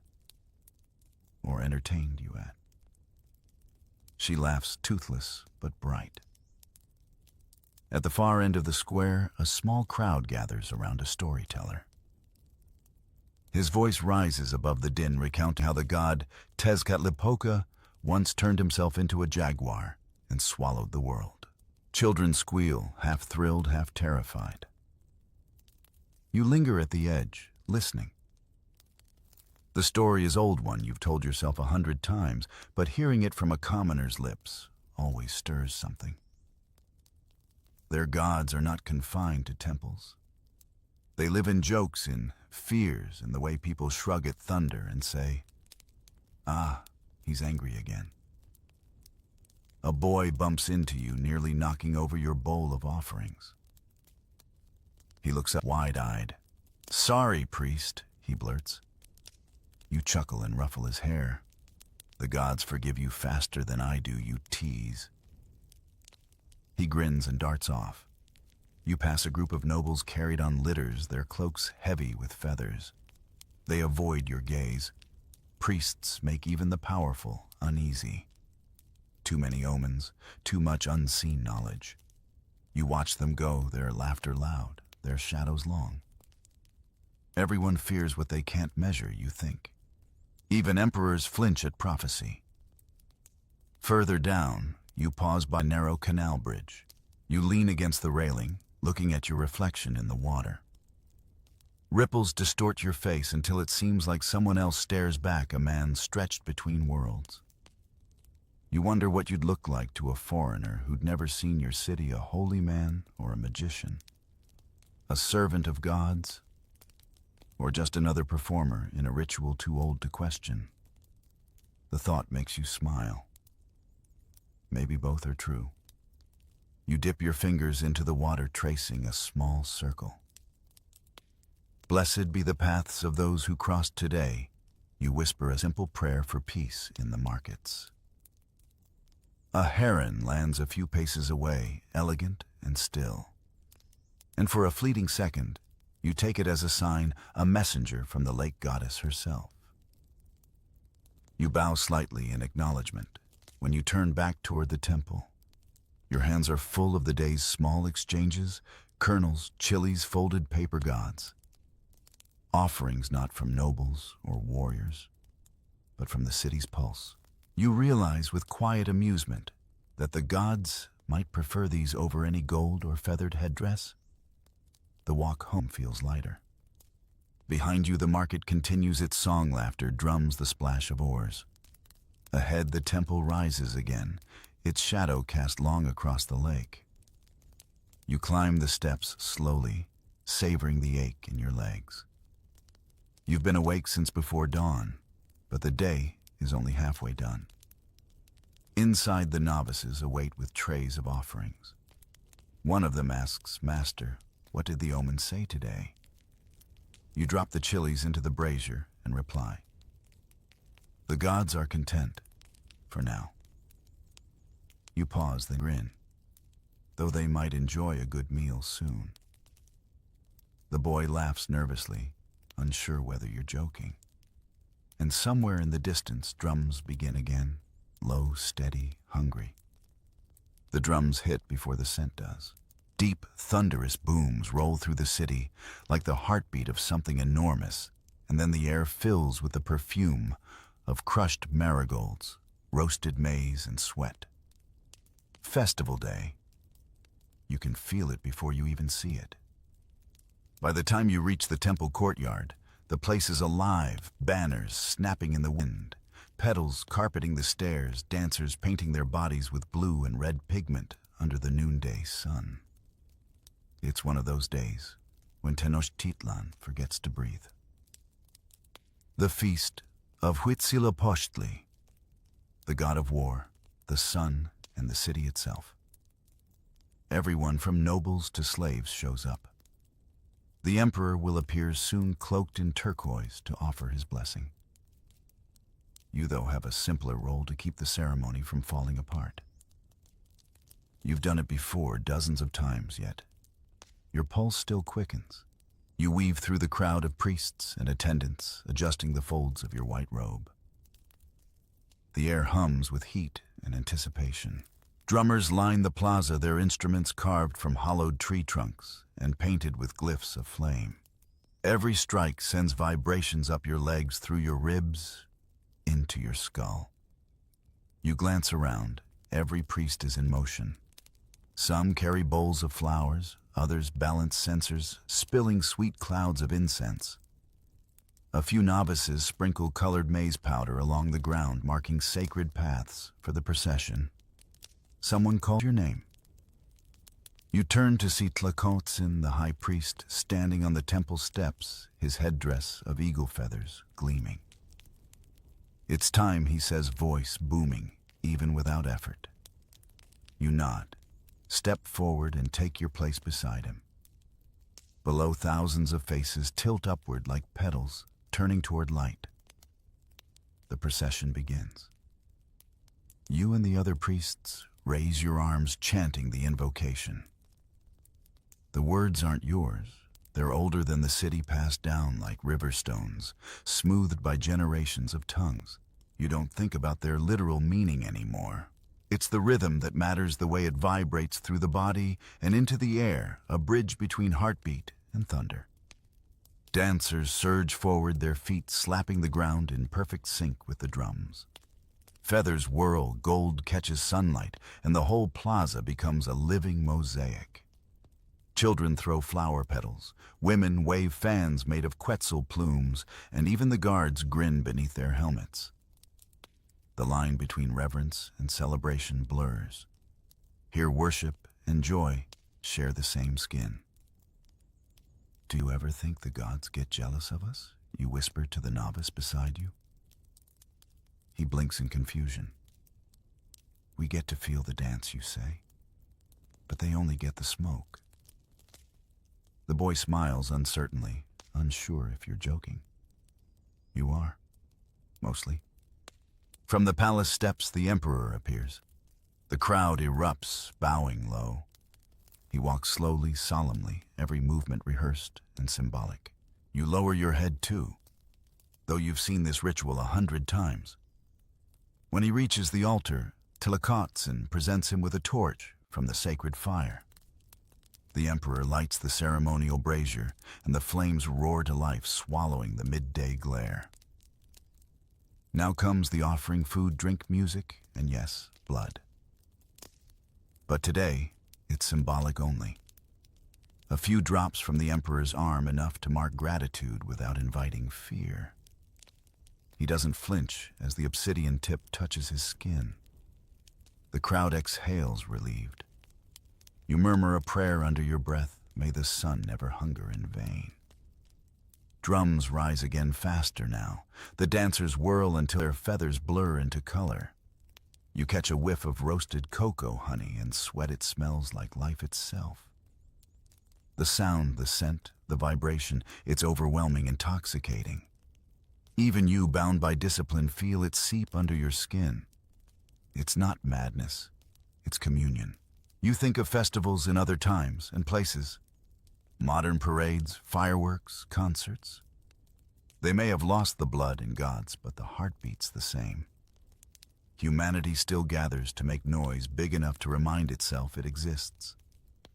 Maybe the divine never left. It just changed outfits. The sun begins to tilt westward, shadows stretching across the plaza.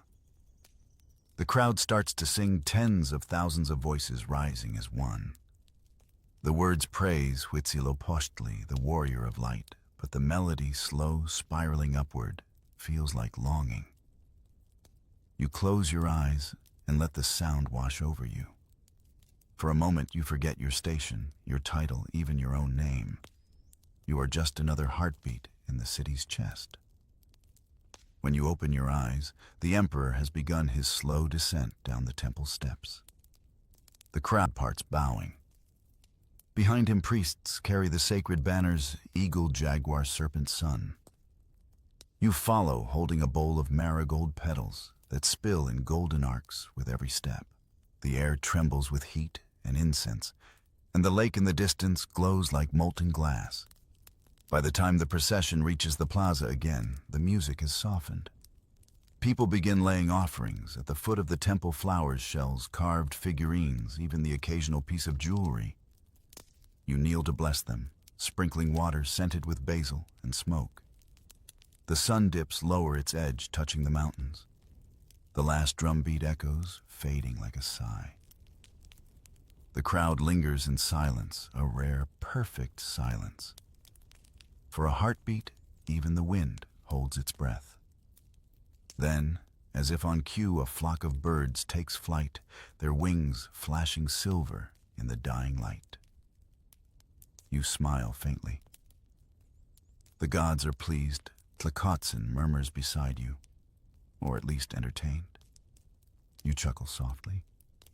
Let's hope they stay that way until morning. As you turn toward the temple steps, your hands still smell of marigolds and smoke. The petals stick to your palms like sunlight refusing to leave. The day's joy will fade by nightfall, replaced once more by duty and calculation.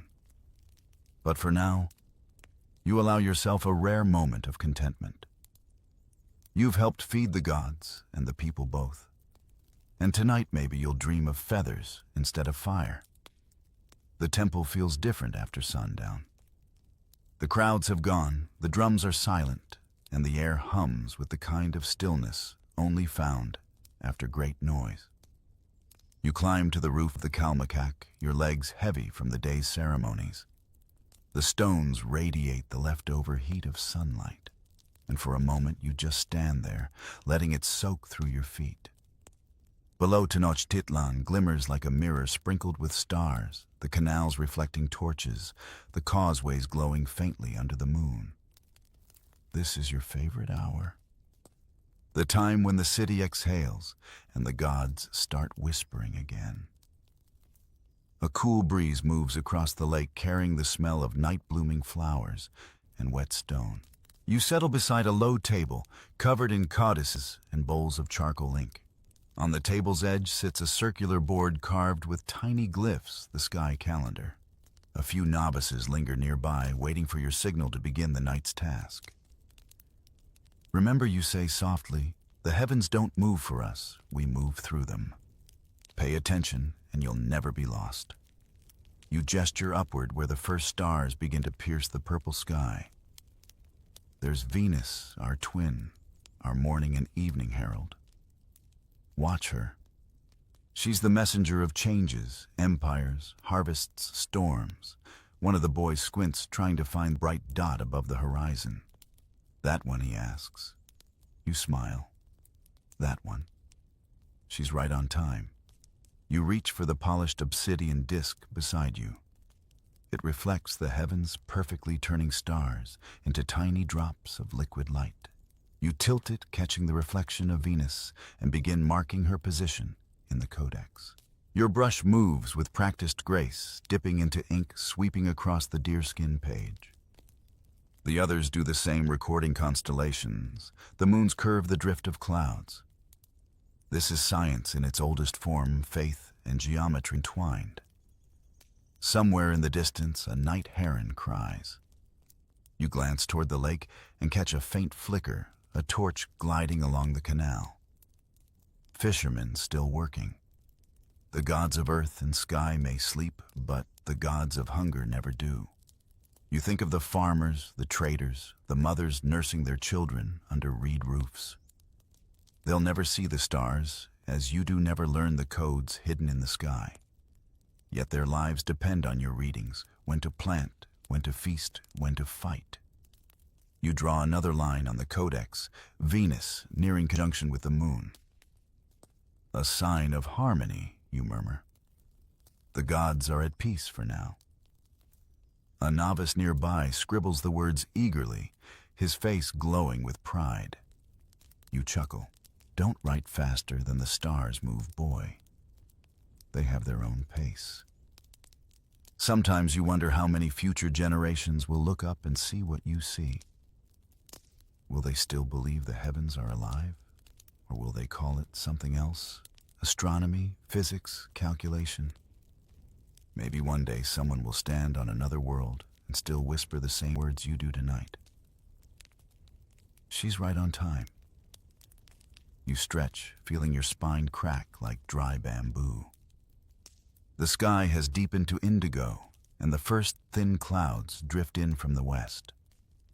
The scent of rain floats faintly in the air. You glance at the water clock beside you, a slow drip from a suspended gourd into a clay bowl. Each drop marks the passing of time in sound, soft but relentless. Beside you, the elder astrologer, Ocelotl, clears his throat. "You've been quiet tonight," he says. His voice is a mix of gravel and patience. Too quiet. You shrug. The stars are kind. That usually means something below isn't. He laughs softly, still suspicious after all these years. You grin. It's part of the job description. He looks out over the city. Do you ever tire of it? Watching the same sky, the same stars, year after year? You consider it. No, you finally say. The sky never repeats itself. It just wears the same face. He nods satisfied. Good. That means you still belong here. He rises and leaves you to your work. The night deepens. The novices finish their notes, yawning behind their sleeves. You wave them off to rest. Alone now, you dip your brush again and draw the final symbols for the day, two intertwining serpents, the path of Venus, across the sun. You whisper the closing line, "What moves above moves below." You pause brush, hovering mid-air. The stars blur for a moment, and your thoughts drift to the Emperor. Tomorrow he'll ask for your interpretation of the omens. If Venus aligns with the moon, he may take it as a sign to launch another campaign. You'll have to choose your words carefully. One misplaced metaphor could start a war. The heavens may be calm, but men rarely are. You close the codex, carefully wrapping it in cotton cloth. The wind has shifted cooler now, with a trace of rain. You lean on the parapet, watching clouds gather over the mountains. The city's torches shimmer faintly below. Somewhere a lone flute plays from a canal boat, the melody low and sweet. You smile. The song drifts upward, mixing with the whisper of the stars. So you murmur to no one. Even the heavens have their music. The rain begins softly, tiny drops, darkening the stone around you. You stay where you are, letting them tap your skin, each one cold and clean. The ink dries on your fingers. In the faint reflection of the obsidian mirror, Venus still glows steady, unbothered by clouds, as if she knows you're watching. You whisper a final prayer for guidance, not for the gods, but for yourself. You're their translator after all, and translators, you've learned, are always one mistake away from rewriting destiny. By the time the stars have crossed halfway through the sky, the temple has quieted into a hush so deep you can hear the oil lamps crackle. This is the hour of confession, the moment when Tenochtitlan bears its soul.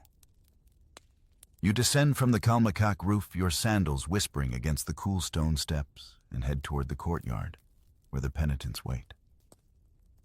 The night is heavy with the scent of copal smoke.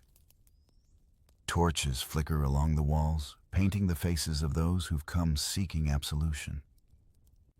Some are nobles, others simple workers, each clutching small offerings of maize flowers or paper cutouts. Guilt is the great equalizer. It erases titles faster than death. You settle onto a woven mat beneath the stone archway. The novices sit nearby, ready to record confessions on bark paper scrolls, but they'll hear only what's permitted, never the intimate details whispered between sinner and God. You motion for the first petitioner to come forward. It's a woman with tired eyes and a shawl that smells faintly of river water. She kneels trembling. "Forgive me, priest," she says. "I stole maize from my neighbor's storehouse. My children were hungry." You study her face, the hollow cheeks, the cracked lips. "Did you repay what you took?" She shakes her head. "I couldn't." You sigh softly. "Then feed them first. Bring maize to your neighbor later, double what you took." The gods despise greed, not survival. Her eyes fill with tears. You lift a small bowl of incense, wafting the smoke over her head. Chalchiutlike forgives the desperate. Go in peace. She bows, low tears dripping onto the floor, and leaves lighter than when she came. Next comes a young warrior, broad-shouldered scars, tracing his arms like vines. He kneels clutching a blood-stained feather.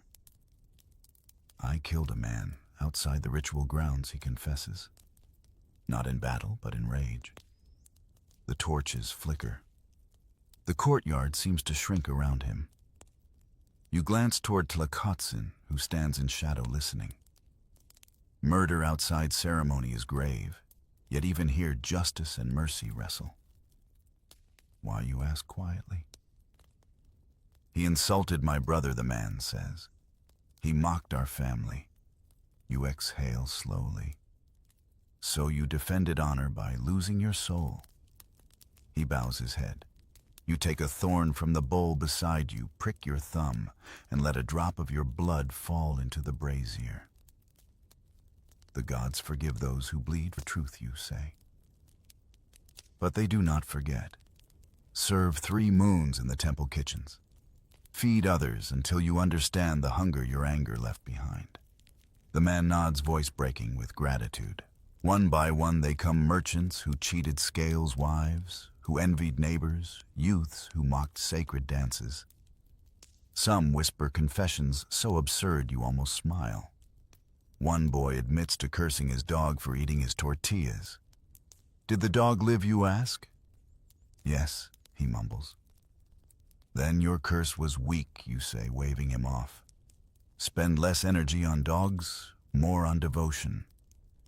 The novices stifle laughter. Even the gods, you think, must appreciate a little humor. The courtyard fills and empties like a tide. Each soul leaves behind a sliver of darkness, and by the end, the air feels thick with it. You stir the brazier, feeding the smoke, until it curls toward the night side, carrying those confessions upward. You've done this countless times, but it never feels routine.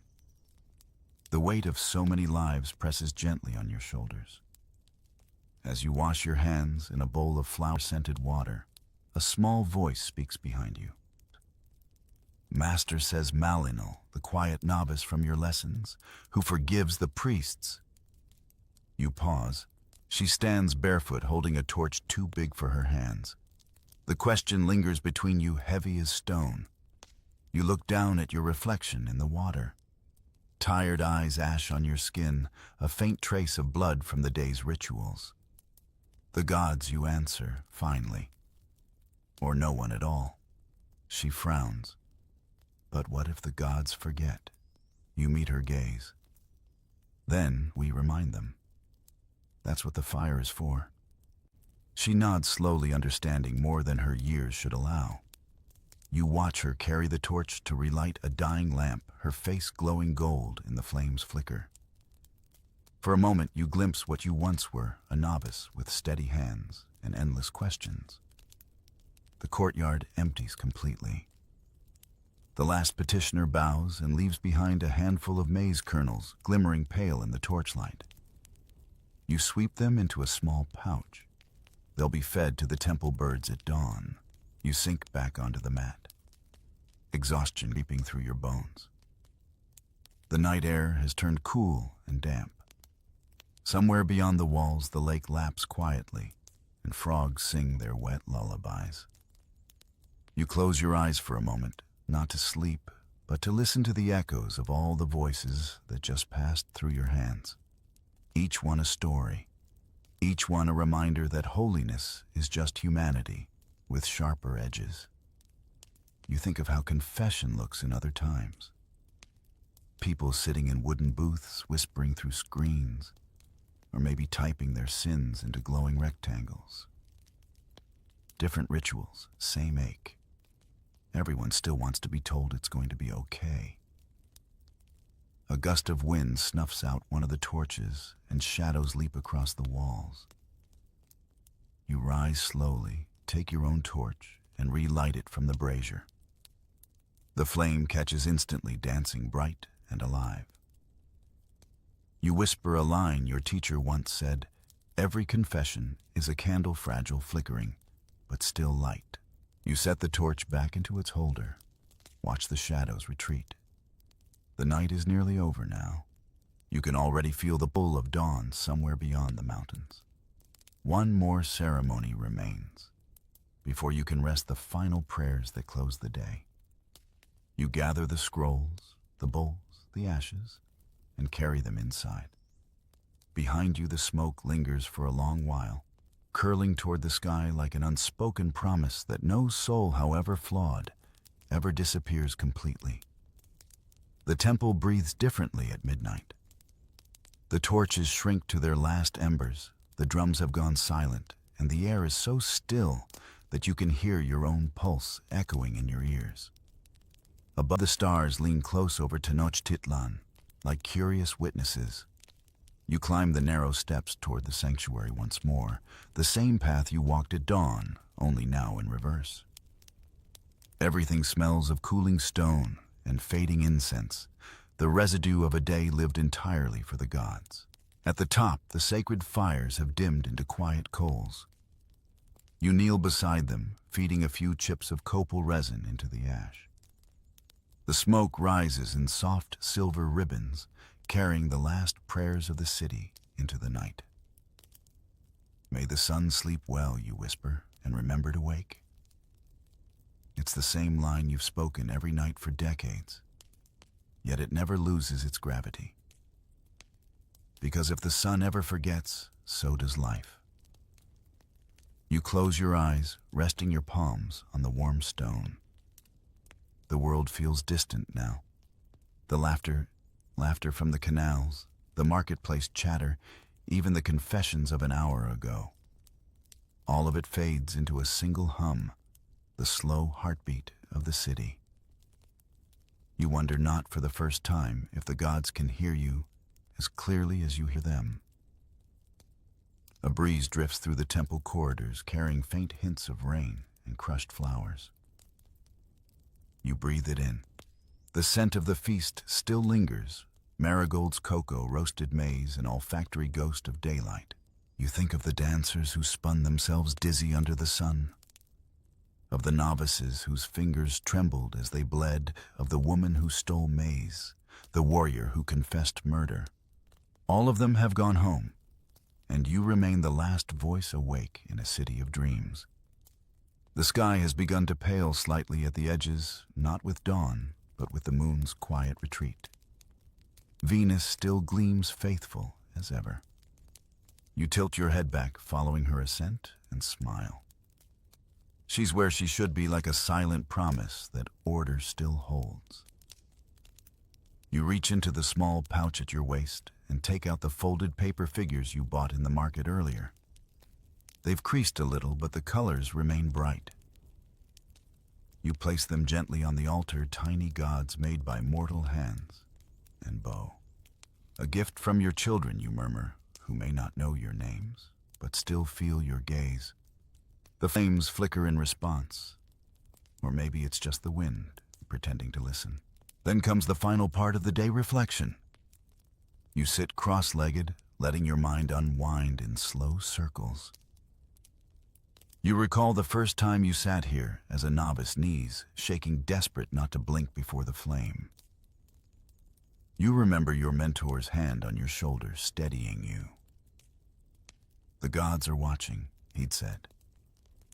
But they're not waiting to punish. They're waiting to see if you'll notice them noticing you. You hadn't understood it then. Now it makes perfect sense. Faith isn't obedience, it's awareness. The ability to see the sacred in repetition, to find wonder in the ordinary. You've spent your life repeating the same rituals, lighting the same fires, reciting the same words. Yet somehow, it's different each time. Because you are different each time. That's the hidden mercy of devotion. Even monotony becomes sacred when done with full attention. You glance down at your hands, calloused, stained, faintly red, from the morning's offerings. Still here, you murmur, flexing your fingers. Still burning. A soft sound interrupts your thoughts, footsteps. It's Melinal again, the young novice. She appears in the doorway holding a small bowl of water. For washing before rest, she says quietly. You nod. You're learning fast. She smiles shyly, setting the bowl beside you. The reflection of the flame dances in her eyes. Master, she whispers, do you ever tire of the gods? The question makes you laugh softly, not mockingly, but with the tenderness of recognition. Sometimes you admit. But then I remember, without them, who would I be? She nods slowly, seeming to understand, and leaves you in peace. The bowl's surface trembles as the wind sighs through the open chamber. You dip your hands into it, feeling the coolness spread across your palms. The gesture feels like closure, a quiet punctuation mark at the end of a long sentence. You rise, stretch, and take one last look over the city. The lake mirrors the moon. In the causeways gleam faintly silver veins in the sleeping earth. Somewhere a dog barks faint and lonely. Somewhere else someone prays for dawn without knowing you've already secured it for them. You smile at the thought. Every day you wake the sun. Every night you tuck it in. No one thanks you, and you don't expect them to. The reward is the work itself, the rhythm, the repetition, the endless negotiation between man and the divine. You're the hinge between worlds, the voice that reminds both sides to keep talking. As the first faint streaks of gray appear in the east, you add the last piece of copal to the coals. The smoke rises in a perfect spiral, vanishing into the brightening sky. You bow your head and whisper, "Sleep well, old gods. The world will still need you when it wakes." And in that moment, standing alone atop the silent pyramid,